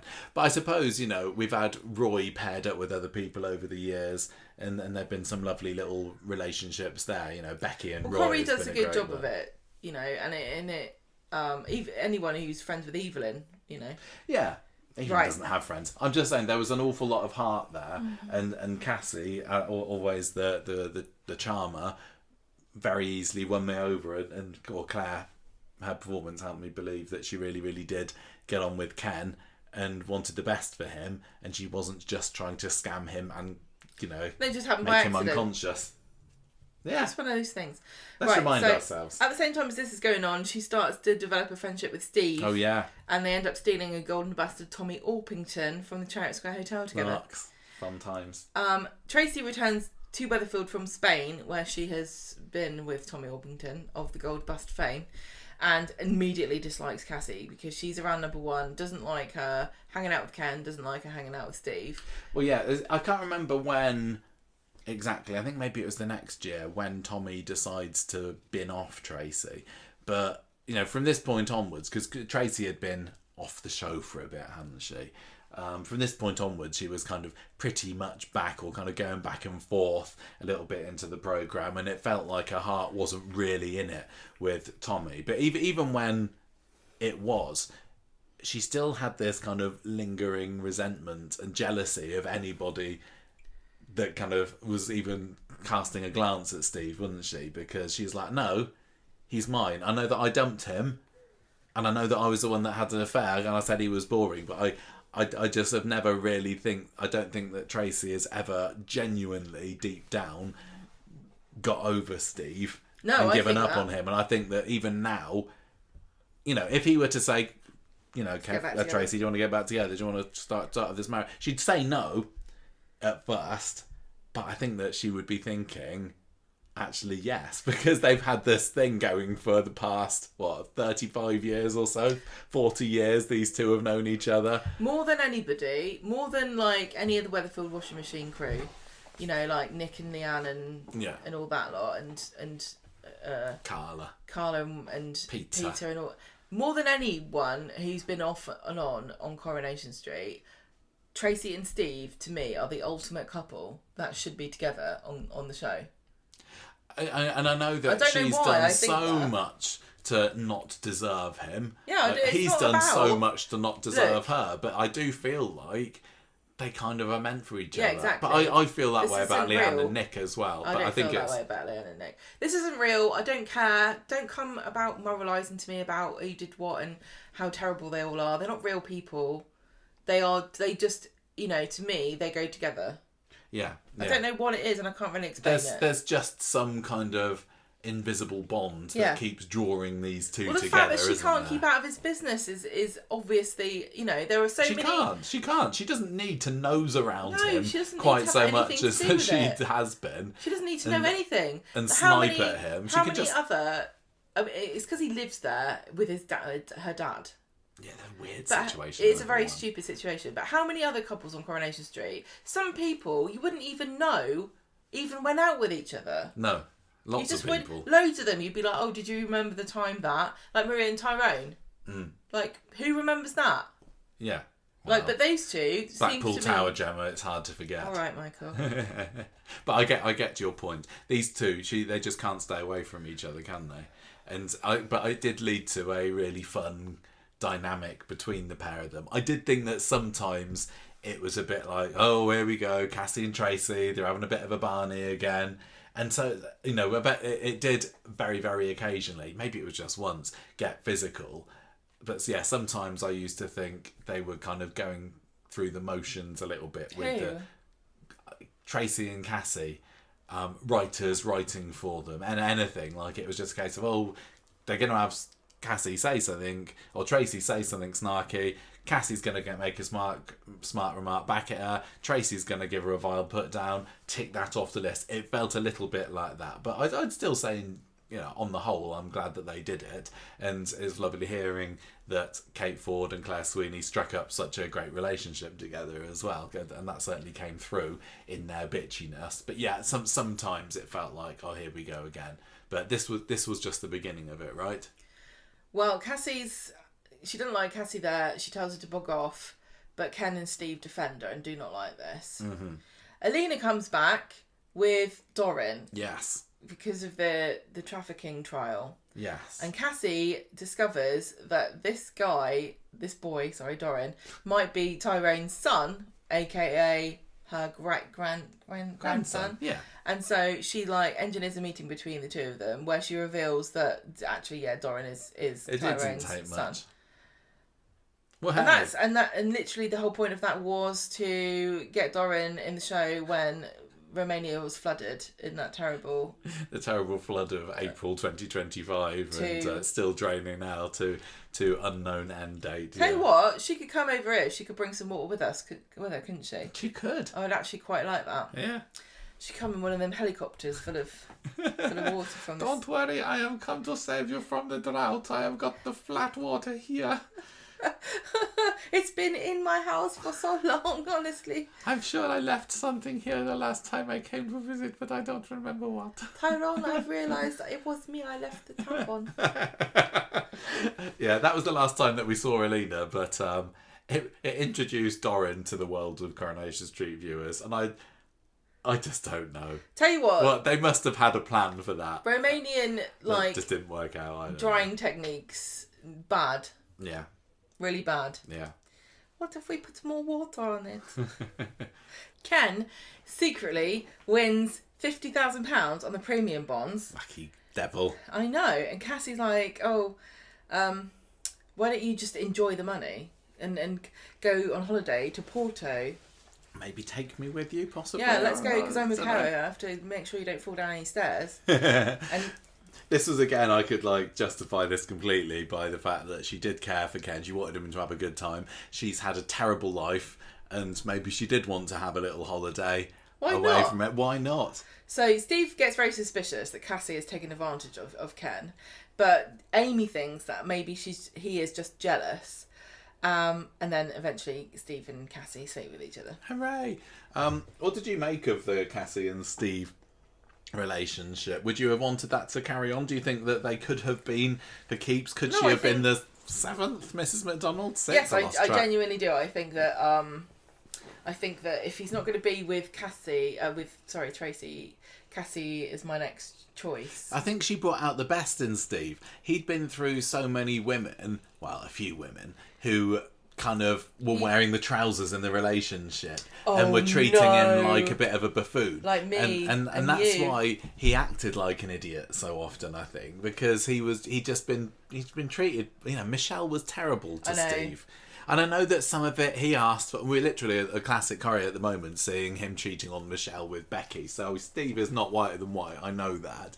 But yeah, with Cassie, I got somebody who was happy to just kind of have fun with him. And they were a bit like naughty teenagers together. Becky energy. She does have a bit of Becky energy. Not Not Becky. Swain. Not a bit of Becky Granger. Well, they're not similar particularly at all, but yeah, they are in that they're both sort of from the wrong side of the tracks, and they're cheeky and they're fun-loving and they're not serious and they make poor decisions. Yeah. I kind of needed. I would have loved to have seen Steve and Cassie move out together and just try to start a life together, because it doesn't make sense that Steve's still living at number 1. Does he own the house? I think possibly he does. I think he owns it. And he's just letting Tracy and Ken live that. It's a very, very bizarre. We haven't done the resident review for number 1. This is why we didn't do the resident review for number 1. It's because we knew that this was coming along. So there'd be no point making predictions, I think, or what can Cassie do next. But it's weird. I think Steve needs to go, and I would have liked to have seen that happen before. Pair of them get a flat together, move into Victoria Court, or the precinct possibly, or somewhere, because they never really got a chance to properly get that relationship off the ground. No, did it's they? like they were living with their dad. Yeah, and their bitchy older sister. Yeah. Right, so Steve gets annoyed when it comes out that Ken had won this money and accuses Cassie of exploiting Ken. And they come back from Porto, and Ken's like, I don't need a carer anymore. Bye Cassie, see you later. And Cassie is just terrified of the fact that she's got nothing to do and nowhere to go. So she gives Ken too much warfarin. As any sane carer would. I think Corrie would have us believe. Yeah, this is normally when you this is why you hire a professional, because one of the first things they tell you when you are a professional carer is don't give them too much warfarin. Don't just give them any medicines you fancy to make them quiet and sleepy. If you want them to like you, just win her over with your charming personality. Just remember, they've probably got money in premium bonds. So there you go. He gets put in hospital. Cassie blames Tracy, which is exactly what happened with her and Ross. Yeah. Saying that Tracy must have mixed Ken's tablets up. And then Cassie's like, it turns out that this is a really bad thing to drug people with. I'm going to switch to antihistamines. That's fine, isn't it? Which makes him really tired and sleepy, and it's really actually quite sad because Ken is struggling, doesn't remember things, gets really tired. Yeah. This was, I'm not. It didn't. Provoke national outrage, because nothing that Corrie does these days provokes any kind of national outrage. Well, but it's apart the kind from choking each other. Well, yeah, maybe. I don't remember seeing that in the papers though. No, I don't think it has. I don't think Corrie can get in the papers for anything these days, apart from celebrity gossip. I genuinely think that if they made Debbie go to Dignitas, Debbie does Dignitas, it would definitely make a paper. But anyway, Ken being drugged, national institution, quite a bold move, and Claire Sweeney did many an interview about it at the time, and in one of them she said that she was shocked, of course, to have been told that she was going to be doing this story. She's like, it's Ken Barlow, he's a national treasure, I'm going to be public enemy number 1. I think viewers are going to hate her. Funny thing is, they just started to like her. They were finally warming to her, and then this happens. In my head, playing her, I'm trying to find saving graces, but I don't know if there will be any. I'm a Corrie fan, and I'd be fuming watching this. Already in the summer, when I went on holiday to Mallorca, all the old dears were saying to me, you leave Ken alone, don't you be upsetting Ken now. And that was before I'd done anything. I thought those women were from Liverpool. I know, I did go a little bit with my accent there, didn't I? So she knew that this was a big, potentially incredibly controversial storyline that she would be taking on. So she kind of talked herself round by saying, look, she doesn't want to hurt him, she just wants him to need her. She said that she adores Ken, Cassie adores Ken, and the two of them find these moments of absolute affection with each other. They love being with each other, and everything that she does is done with survival in mind. She says, though, that if this does signal the end, I'd go, well, hasn't it been great? I've been blessed. So yeah, quite the story to be given, and I think anybody would think, well, surely that's it. Well, when this happened, didn't we start talking about, Munchausen's and factitious disorder by proxy, and did we? Yeah, because it's a similar story, but then we have that ridiculous one with Emma's boyfriend or fiance. Yeah, Curtis. Is that just a sigh? But they could have made this into a really, really good, meaty, interesting story about that. And I think maybe it was because the trouble is with William Roach and some of the older actors aren't in as often as you like. That's just what happened with Helen Worth and her exit storyline. She just wasn't there. She just doesn't work that much. So you can't do a story where she's heavily involved. To be fair, though, he was out of all the old guard, William Roach probably does the most. He does the most. He can, it's still probably fewer than 50 episodes a year, but he makes his presence felt and his importance known a hell of a lot more than a lot of the other older characters do. Rita Blesser is great, but I say Rita Blesser. That's her name now, Rita Blesser. Rita, she doesn't offer storyline and plot wise anything to the show. It's because they got rid of all of her friends and family. Yeah, well, exactly. Bring back Mavis. Sam Barlow's still Jenny. going. But Ken, he does have periods where he does nothing. But I was really very surprised, very pleasantly surprised, the way that they handled this and got him in that many episodes, however many it was, and it felt like Ken really truly had a purpose, probably for the first time since the Who Pushed Ken story, which was 6-7 years previous. And I think that's got a lot to say for itself.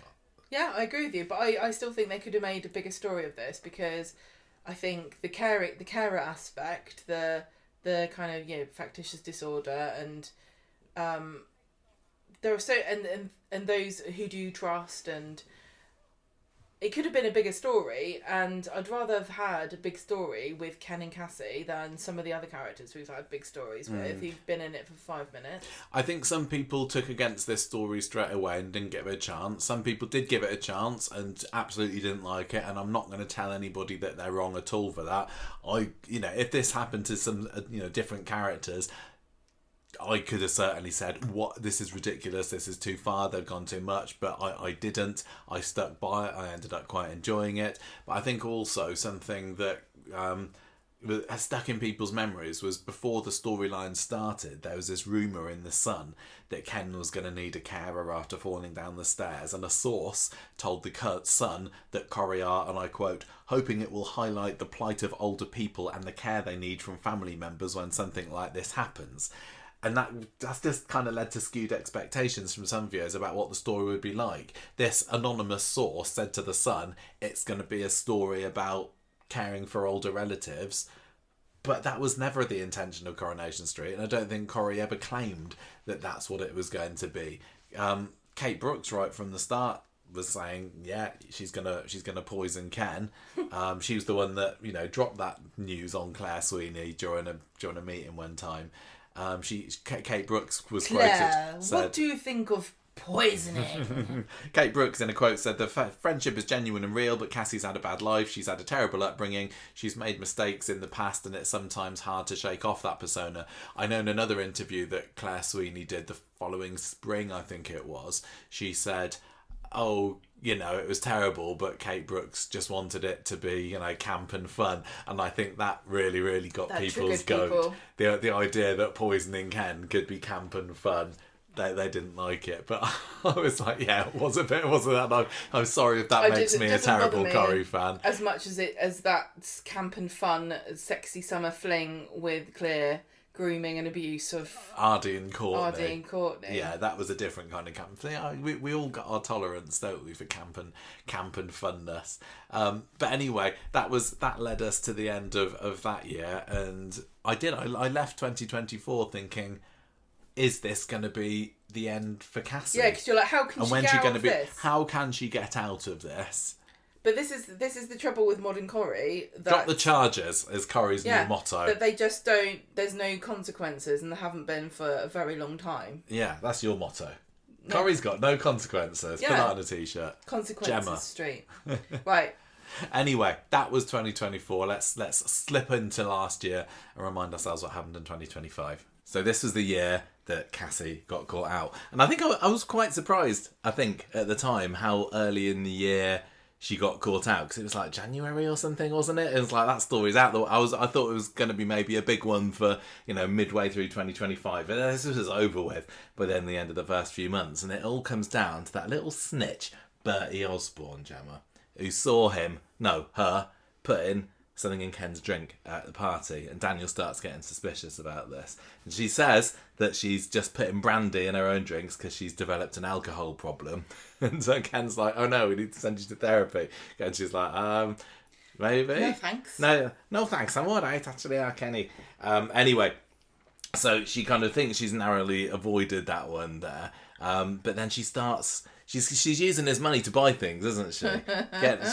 She's going a little bit to. She needs to talk to Christina. She's got away with it for too long, and now she's starting to buy presents. So she bought herself some hair straighteners. But then when they come, she says, "Oh, Ken, you bought this for Tracy." And sure enough, the parcel arrives and it's addressed to Tracy. And Ken's like, "Oh, I must have ordered that without remembering or something." So he completely trusts Cassie again after this and says, "Right, you can come in and live with me." But the downfall comes when an iPad that she's bought using Ken's card is delivered while she's out with Steve. And all of this kind of like buying stuff with his money, is that defensible in the same way that the poisoning kind of could be? What are you talking about? You know, when she was buying stuff with Ken's money. Like, what are we supposed to do, rate her crimes? Oh no, I think I was so, you know, I was on the train of, she just wants to join in with all the stupid storylines. She just wants him to need her. I don't think buying stuff with his credit card is... I don't know how I can twist that. Because he's burdened with all this money and his kids are just going to fight over it when he dies. So why not spend it on yourself? I suppose with the hair straightener, she does need to look good if she's going to be his carer, right? Well, he doesn't want to be looking at a minger. Exactly that. Ken's seen a lot of women through his time on the street, hasn't he? He don't want to be looking at no ugly women, so... Fair play. Talking of ugly women. Yes. We saw the eclipse. Oh, we have done a It's little seamless. pause. It's utterly seamless. Totally seamless. It's now a few hours later from when we started. Where's the spoins? Join, spot the join. It was good. Spoin good the eclipse. join. It was, it's not been just right now. It was a little bit ago. But It's 90. Was it 94? What did we get? 96. 96% totality. It was good. It's very, very good. Anyway, what's that got to do with ugly women? If you look at the sun directly, you'll never see another ugly woman in your life. Perfect. Okay, so she buys this iPad for herself, which she obviously needs for organising all the care that Ken needs, and she's bought it with Ken's card. It's delivered while she's out with Steve, and Ken's already begun by this point to start piecing together the odd events here and there. So eventually at breakfast he switches their mugs around because he thinks, is she putting something in my tea?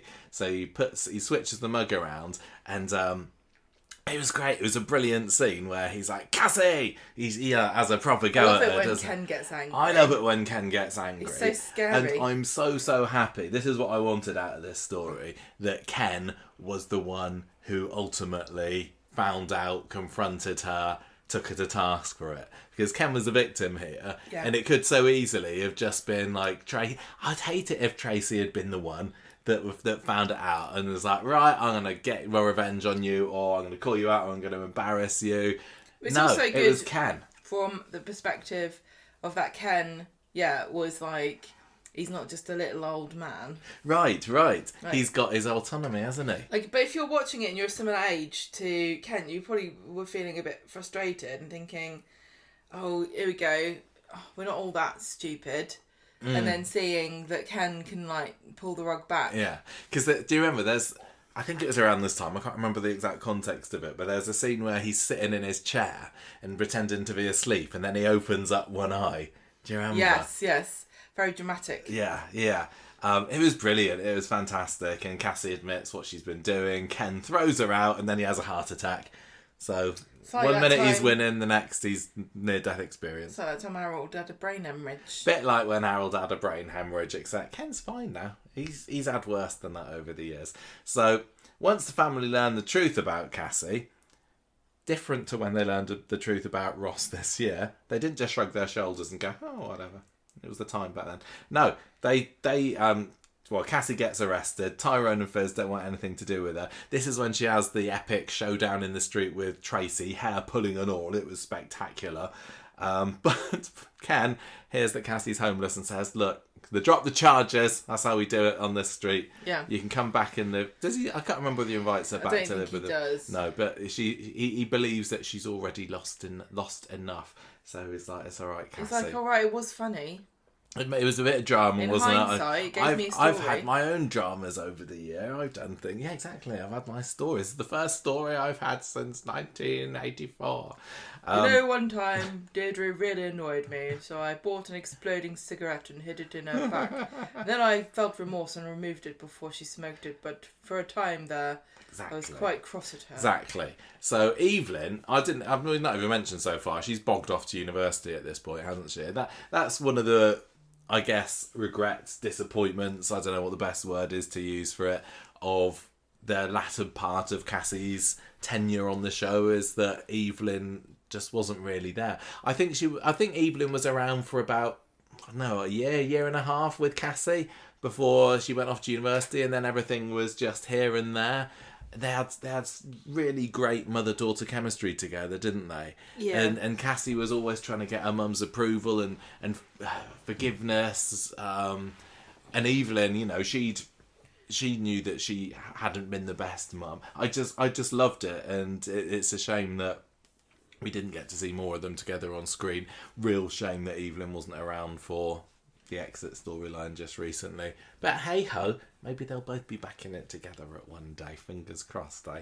So she persuades Tyrone to forgive his mum, and he's like, no. Well, she tries to persuade, and he's like, no, thank you very much. No, shan't. Tracy, unlike her dad, has decided that Cassie hasn't suffered enough, so she just buys some drugs, as you do, and's like, oh, Cassie, have a bit of nice drugs. So she sits her down. I don't even know where I get them from. I've got no. I've never been offered any. I was promised as a child that People would try and offer us. always be offering me drugs, and I'd have to try really hard to decline. But no, Nobody. No, it's Tracy knows. Even the pharmacist, as you know, gives you the side eye.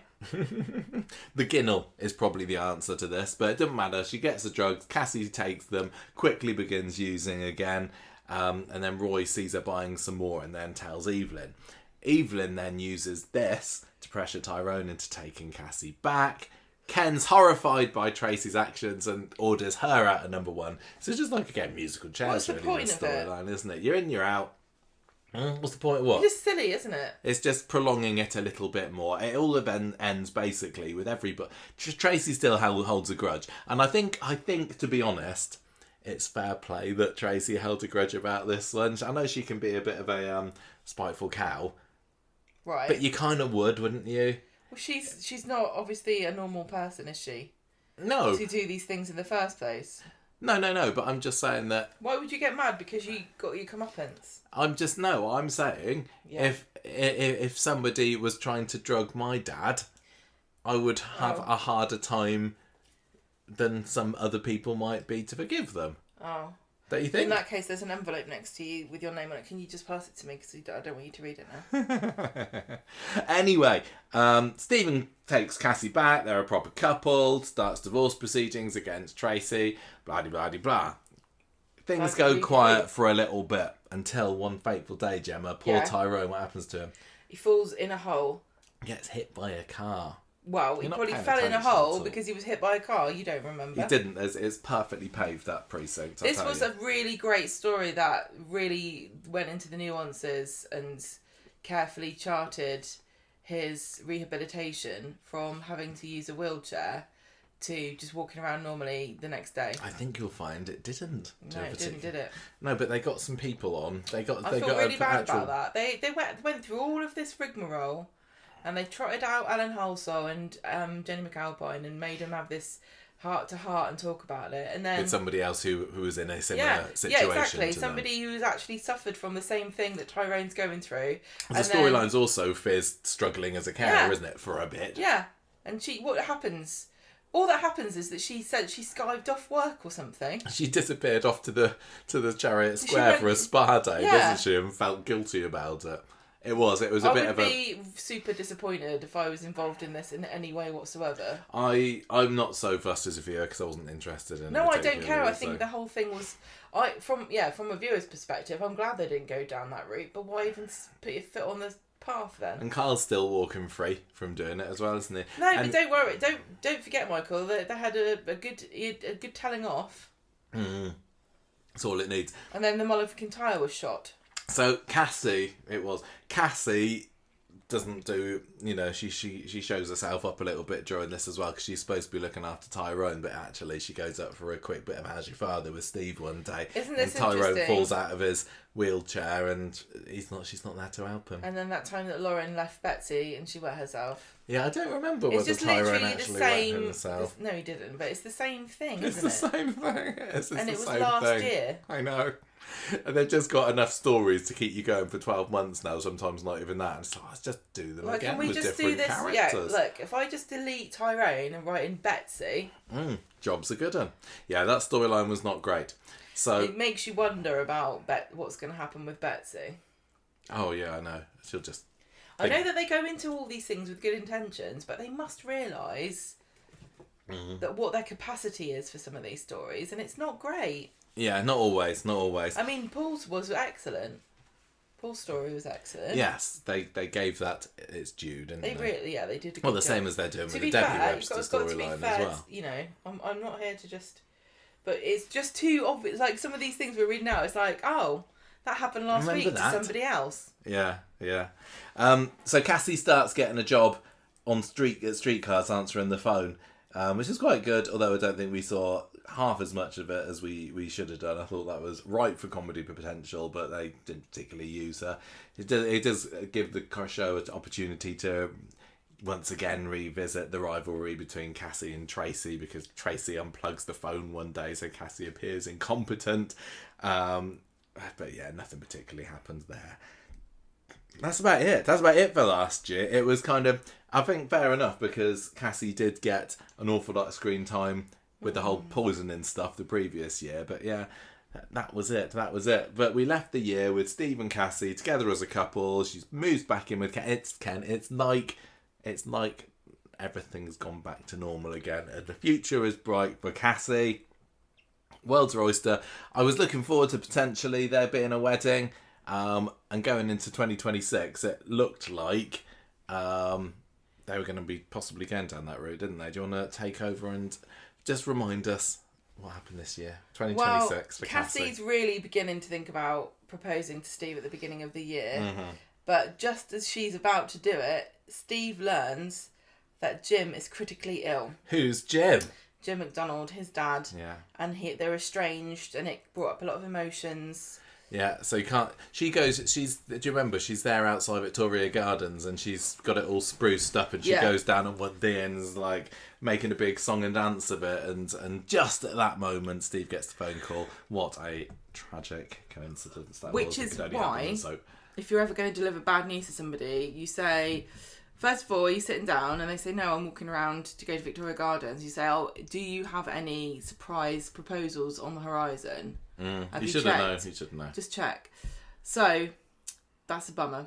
Tracy works out that what Cassie's plan was and tells Steve about it before Cassie gets the chance, which really makes him think about whether he actually does want to marry her or not. It didn't put Steve in the best of lights, did it? Although, I mean, nobody's obligated to marry anybody. But I think it felt like Cassie had... different ideas about what she wanted to get out of this relationship than him. Now, she's never been married before. I think you'll find that a ring is as good as a contract, my friend. I know. She's never been married before. She's had a string, probably, of useless partners. And why not add Steve to that list? Yeah, he's totally useless, isn't he? And she thought that, I finally, after all these years, got myself settled down. I got my boy, I got my mum occasionally, got my man, and Steve, it's just like, you're just the latest in a string. But do you think, I don't know whether this is kind of saying for Steve, he's never going to marry again, because that seemed to be his reasoning, didn't it? He's too young to give it up. It seemed to be his reasoning. Like I genuinely thought that he and Cassie were a good couple, a good match, and I thought that Steve would have thought this as well. But I guess it must have been around this time that Coronation Street would have known what was going on with Claire Sweeney needing to leave. So maybe what we saw there was like the beginnings of what might have happened. I do wonder whether they would be in a very different situation and whether they'd have tied the knot by the end of 2026 had Cassie not left, do you think? Oh yeah, I think they would have got married, hopefully. What would she have worn? Yeah, good point. Pantsuit. Nah, just a dress. She would have been proper glam, wouldn't she? She'd have been proper glam, but oh well. I know that she'd been talking in interviews the previous year, I think, about, I hope I'm going to be the next Mrs. McDonald. Oh. Claire Sweeney, from all accounts, had really kind of pinned her hopes on that. But it wasn't. Well, I mean, it was her decision to lead the show. She wasn't an extra or nothing. So no. Her desire to play Miss Hannigan obviously won out. Hey, you can only have one. Exactly. Some of us get neither. No. I don't know whether I'm going to be the next Mrs. McDonald or Miss Hannigan anytime soon. You can only... Well, you've got to play your cards right and glam up a bit. Okay, get you some hair straighteners. Yeah. Hope and Ruby become curious about Tyrone's biological father. Oh yeah, this is the exit storyline. And then they do some DNA research and they track down Ross. Meanwhile, Cassie and, he's feeling bad and she'd had a snit with Steve. So she goes to the hotel, gets really drunk, makes a pass at him. And Ross, that is, not Steve. Yes. Because she doesn't recognise him, does she? No, they don't recognise each other, really. I think by this time, hadn't she already tried that second proposal attempt, the one in the cab office, where Steve and Tim are listening in. Yeah, no. What happens? Tracy and Tim are listening. Tracy and Tim, sorry. And she proposes, and Steve's like, no. Oh yeah, he does, doesn't he? He totally babies her and it's like, why? Why don't want patronises her. Yeah, and she's absolutely devastated. And obviously Tracy thinks this is the most hilarious thing she's ever heard in her life. That's what then sent Cassie spiralling and go off to drown her sorrows at the hotel, isn't it? Yeah. So she makes a pass. He's like, no. No, she rejects her, and then she spends the night by herself. And it's a family meal at the bistro where Ross shows up because the girls have secretly arranged as a surprise for Tyrone. Look, it's your dad here.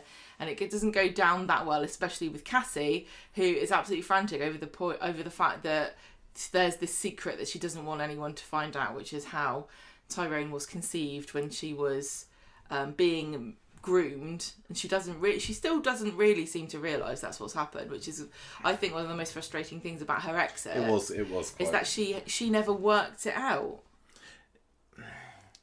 She knows she was only 15, and obviously that. But I just think that she blames herself more than she should do. And if she had a chance to talk it through with somebody, she would realise that Tim would have been a great sounding board for that, wouldn't it? Like, oh, was it the paper woman? was it the person in the street? Yeah, the paper shop. Yeah, so Tyrone's like, brilliant, a dad. And Cassie's like, no, he's dangerous. And she tries to get him to be confronted by an ex of his who he treated badly, but mysteriously, when this person turns up to confront him, she just goes, no sound. That was like, okay, there's right, we've only got so many episodes left until it's Claire Sweeney's leaving. You can come in, you can say a line, you can go off. And I didn't see the point in that. It felt like an aborted storyline, didn't it? It really did. Like she was gonna. It felt like there should have been a scene where Ross gives her money and says, keep your mouth shut. Yeah, there was just nothing. It was utterly bizarre. Yeah. So Cassie's just kind of crestfallen here, and everyone thinks she's overreacting. So then she has to confess to Tyrone about what actually happened, the circumstances. Yeah, that was at Ross's birthday party, wasn't it? Yeah, he's getting his cake cut, and she went, I was 15! And he paid for sex with me, and everyone's like, this wasn't going to be a nice cake. And now whenever I eat chocolate cake, I'm going to think of that. Some people reacted Pick your time. the correct way briefly. Yeah. Oh my goodness. The end of the next episode, everyone was just like, well, boys be boys. Well, I mean, they all did it back in the day, didn't they? Yeah. That's what basically they're like, oh, look at David Bowie. It really just felt like they just needed a little bit more time for this story, didn't they? It's fine. At least, I mean, she got a much better exit story than, Yasmin's say. There have been plenty of characters. Dee Dee, whose exit storyline consists of 3 episodes of thinking, ooh, I think I'd like to emigrate, off I go. I give them credit for plotting something. We're not going to keep on, we are going to keep on saying it. It's difficult to make an exit storyline when there are so many exits to write. So, I think Ross defends himself by saying, I was only young myself and I was forced into it by my friends. Well, no, I think he said that he didn't realise that she was that age as well. So then because he was 18, I think. He corners her in the ginnel and he's like, you ever do that again, I'm going to kill you. And he's like, he's properly... physically, he's got her. He's got grabbed her. He's Ken. She's Deirdre. Yeah. The Ginnell is the door of number 1. Excellent, iconic. So the guy who plays Ross is going to be recounting that story for years. She didn't know I was going to grab her. Yeah. Right. So next thing that happens is that Cassie goes back to her old tricks and decides to put painkillers in Ross's smoothie because he's got a job interview to be a prison guard and it's going to fail him on the test. But Ross knows that she does it because she basically leaves a big... She's like the coyote. She Cassie versus Acme. Yeah. Yeah. She's like, she basically left a Cassie-shaped hole in the door as she escaped. As she darted out there, yeah. So he's like, oh, okay. And he gives the smoothie to Tracy instead. And Tracy then ends up in hospital because she's dramatic. Can't wait for Tracy. I wonder whether she will. No, there's no reason find for... Out. How would that I don't know how they'd find out, so but I need her to find out that he tried to poison There's so many things that have happened with characters doing this. Like, I don't think half of what Jodie's done is ever going to come out. No, I know. I think even Becky Swain did a bunch of stuff that nobody found out about. Probably. So Tracy ends up in hospital. Everyone blames Cassie when Steve discovers the packet in her pocket. I can't remember if she put it there or if Ross put it there. I think that Ross found it and snuck it back in, but... He's like, you've learned nothing from the whole debacle with Ken. I don't want anything to do with you anymore. And Tyrone throws her out as well, and she says, fine, I'm going to leave. I'm going to go work as a cleaner on a cruise ship. She says goodbye to Hope, Ruby and Doran, and then Fizz gives her a photograph of the family to remind her of better times when she's on the high seas. Gives her some money for the tuck shop.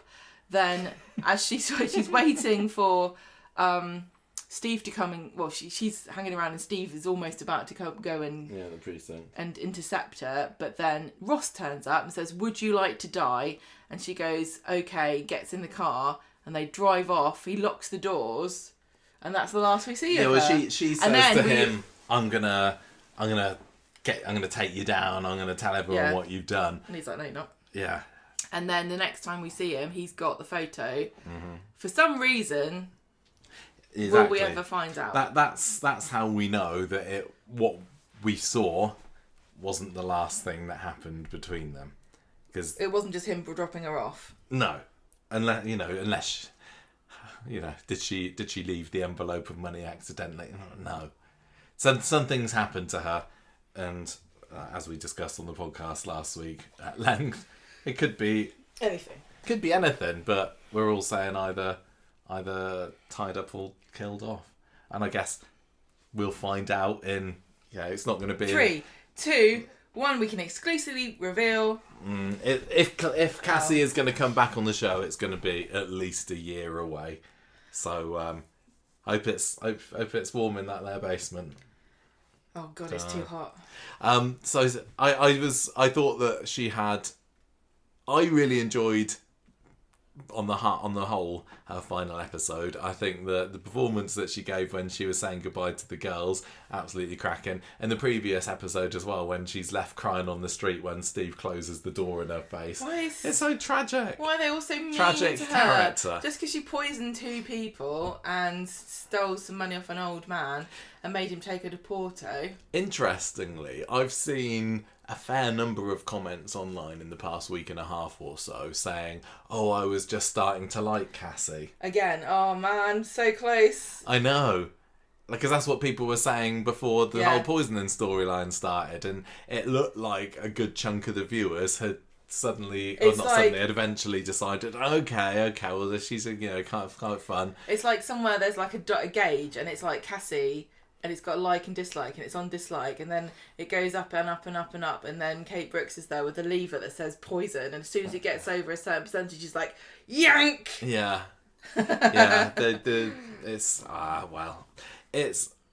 It's not the worst exit. I actually do quite like the fact that it's been left on a cliffhanger. Intriguing. I think that it's intriguing because it's like nobody's thinking at the moment, "Oh, I wonder what Dee Dee's up to. What's she doing in Singapore? Oh, what's the drama there? Oh, Yasmin, she's working at a charity in London. What's going on with her? Oh, I wonder whether there's any drama going on." Literally, this is the sort of thing that I'm going to be continually intrigued about, quite possibly for the next year, 2 years plus. It's just going to keep popping into my head. Yeah. What's Cassie up to? Where's Cassie? What did Ross do to Cassie? And, as far as we know, Ross is staying in the show for the foreseeable future. I honestly thought that when he was brought in for this exit storyline, I presumed that he would be gone around the same time as Cassie. But, he's still hanging on in there. He's working at the Highfield prison, and there's never going to be a lack of work to do there, is there? Do you think he's going to start beating people up? I don't know. I'm wondering whether, we've got Gary, who's potentially going to be sent down for his part in Sarah manslaughtering Theo. Is Ross going to be a prison guard in there when Gary's in there, for example? We don't need a named character to be a prison guard. Corrie's got on perfectly well for the last however many years without one, but it's possible, isn't it? You said that you were wondering all along, or you're going to be wondering for the next couple of years, like, where's Cassie? What's Cassie up to? Yes. I've been thinking the same thing about whether Tim's got a cousin or not, so I'm really glad that now I know. Just been playing on your mind all these years. I'm like, he must have some. He's got to have some kind of relatives. He's got a bald cousin with a dodgy wife. I wonder how their marriage will get on. I hope that they'll be all right. Well, I'm glad that burden has been taken off of your mind now. What about his daughter? What's her name? Right, so we've known since about the beginning of the year that Cassie's time on the street was going to be cut short. The announcement of her being cast in Annie as Miss Hannigan was made at the end of January.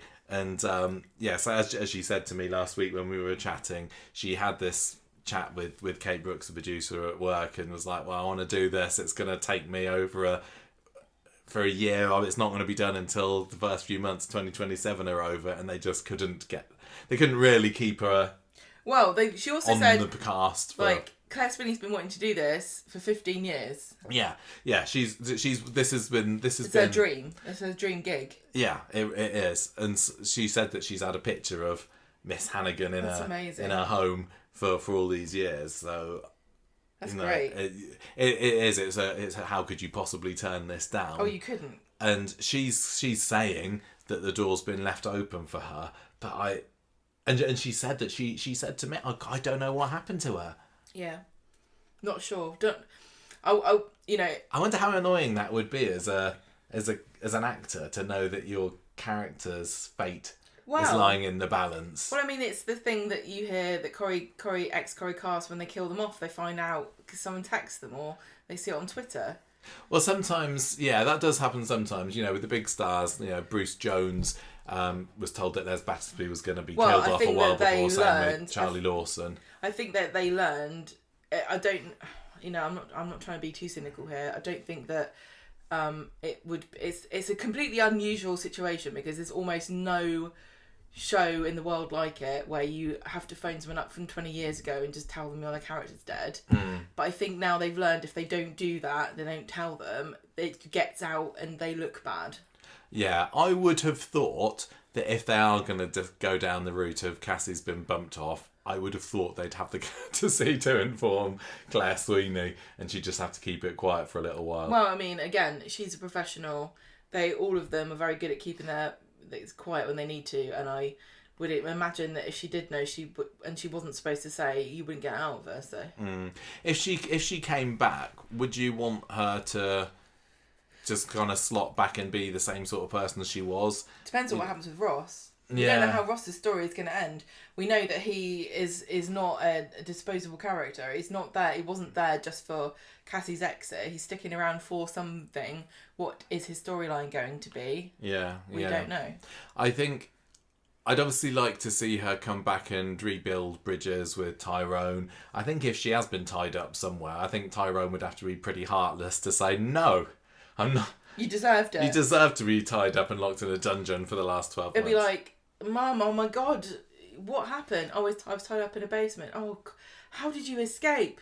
I poisoned his tea. Right, I'm not having this. That's the third time. He'll never learn. Fool me once. Because Tyrone has just been taken in hook, line and sinker by his dad and thinks the sun shines out of his bottom, doesn't he? He's gonna learn, and I feel already bad for Tyrone for when he does discover what a scumbag he is. You need to do that meme of the bloke walking with his girlfriend, and he turns around and looks at the beautiful girl in the foreground. That hit of Evelyn, Tyrone, and Cassie, and then Cassie, Tyrone, and Ross. Yeah. I do think that this exit storyline, I think we must have talked about it on the podcast last week. It wouldn't have worked quite the same way had Evelyn been around, because she would have certainly got the number. Well, they would have had to have written her as an idiot. Yeah. I'd really, if she comes back, I'd love Evelyn to come back as well. I'm not convinced whether Maureen Lipman is going to be treading those cobbles at any time soon. I'd quite like her to get back with Steve, and I think that they probably would. Cassie. I don't think there's any reason why they wouldn't just hook her up with Steve. Although, we did say that with Bethany. I was convinced that when Lucy Fallon came back off her maternity leave, she'd be jumping right into Daniel's bed, and that's obviously never happened. But I think it's just a missed opportunity if they don't put Cassie and Steve back together, because Steve has been a bit of too much of a goofball of a character these past few years, and actually he was fairly tolerable with Cassie. She brought out some of the best side of him, because they were just a bit like silly teenagers together, which I enjoyed. Although I really like, and I said I think that Tracy and Steve belong together, I would rather have seen Steve and Cassie together.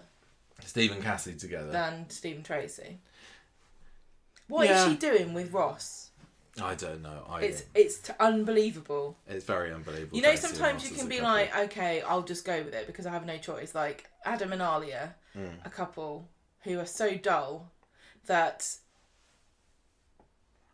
I can't even think of an analogy of anything more boring. It's like watching the eclipse in Manchester through a colander. But I think that, you know, I can't remember where I was going with that. You just wanted to get the boot into Alia and Adam maybe out of nowhere. What was I saying? No, we were saying that Cassie and Steve should. No, I was saying, even though I think Adam and Alia are boring, I accept that they're a couple because I know lots of boring people and they've got to go out with somebody. Whereas Ross and Tracy is like a shark and a goldfish. Yeah, it does make sense. Steve and Cassie does make sense. Yeah. So that's what I want to see when they come back. I mean, I wonder whether it could be kind of interesting if she has disappeared off somewhere and she comes back like completely made over, or she's glammed up, or she's been living the high life somewhere. I think it would be really cool if she actually did go on a cruise ship and then she started singing on a cruise ship. Yeah. Because I know that Cassie in the show doesn't have any musical skill, but you can weave, I mean, a Shaggy Dog story of her singing to herself while she was cleaning, and then the cruise director heard her and says, you've got to be in a production of Annie. That would be really funny. Well, they could have story, couldn't they, with Glenda, because she was a cruise ship singer. Glenda getting what? I was going to say she gets grapevine. Yeah, or she's like, I've been asked to go back to the old haunt for one last cruise around the world. I can't turn it down. And while she's there, she bumps into Cassie and then brings her back. Because I think that was happened one time when Kieran McCarthy came back onto the street. It was because Michelle went off on the cruise, and then she's like, oh, look who I bumped into. So, I mean, I'm not saying Corrie reuse another storyline, but that's been long enough. I think that's fine. They could get away with that. But I don't know. I'd like to come back. I would love to see her and Cassie together. Who? Steve together. There's unfinished business with her and Evelyn, and there's really unfinished business with her and Ken. The fact that Ken couldn't be there for the final story is a real disappointment. And it's, you know, as we were saying earlier, there's only so many episodes that William Roach can appear in the year. But I think that the story would have really benefited from a little quiet moment between the two of them. I think that would have been cracking. But hey, there's still the opportunity in the future. Just don't leave it too long, eh? I mean, they could have even had some... What was Cassie doing when she was waiting in the precinct when Ross sitting drove on up? her phone, wasn't she? What was she doing trying to ring Steve? Yeah, she was reading the messages that she'd sent Steve and he hadn't replied to. Okay. Why? I was just saying they could have had her go in, all right, Ken, yeah, sorry, I couldn't... I'll see you later, or... I don't know. Maybe. I mean, well, the alternative is what they did, which is nothing. But they can't close every... Yeah. So on the whole then, would you say that Cassie, her presence has been a positive I've really enjoyed her. For the Dobbs household? Yeah, I think she really helped that family. Yeah. Not that they were in the doldrums, but it definitely elevated her and Evelyn, elevated that family up. It kind of got them out of a bit of a rut that they'd found themselves in. And, you know, sorry, Jackie, but you had to be sacrificed so that Cassie could live. No kind of old school Corrie character can do anything unless a new character's in a scene. Or in a story with them. It's funny because we've kind of been moaning so much about Corrie bringing in new characters and then just using them and overusing them, or we're fed up with the new characters. But I suppose Cassie is similar to that. And yeah, but she's got way more presence. I just don't know what it feels like she's an actual Corrie character. Whereas I'm not naming names, but there are some people where they don't even feel like they're from Coronation Street. Yeah, she was a real natural fit for the show. Yeah. And good on Corrie for getting their claws into her while they could, and I'm sure they would have back. gripped onto her for longer had the Annie opportunity not shown its face. But it's really great that she got to do something that means so much to her. Yeah. I'm really happy about that. Me too. Right. We're going to go and see it. We are going to go and see it in January. When Fantastic. It's right. Right. That is Cassie. That is every single little tiny detail thing that she did, there or thereabouts, in the past 3 years. Guys, let us know. What's your favourite Cassie memories? How was your kind of opinion on her by the end? Were you starting to like her? Had you liked her all along? Or were you kicking her out of Weatherfield saying good riddance? Were you collaborating with Ross to do whatever unspeakable things that he has done to Cassie because you just couldn't get to like her? Let us know. Write in, leave us messages and tell us because I'm interested. What you think's happened to her? Yes. Give us your best conspiracy theories because we're I'm really good at it. Really boring with ours, but I like to hear other people's. I think she's gone to Skinwalker Ranch to see whether there is actually a portal to another dimension. Okay. Well, let's wait and find out. Thank you for listening, Maybe she's everybody. gone to Spain to see the eclipse. Could have done, couldn't she? She'll be back next week. Yeah, I'm sorry. What?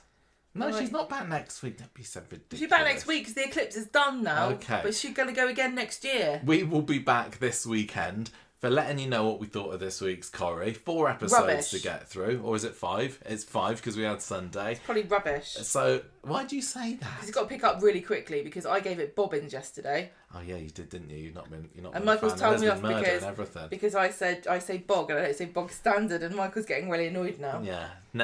You got to say it. It's the phrase. It's a catchphrase. Anyway, we're waffling. It's late. Goodbye, everybody. Thank you for listening. Goodbye, Gemma. Bog. Bye, Gemma. Say goodbye. Bye, everybody. Michael's really annoyed now. I'm not. I'm fine. I'm just a bit fed up with it. Bye, everybody. Right, see ya. Ta-ra.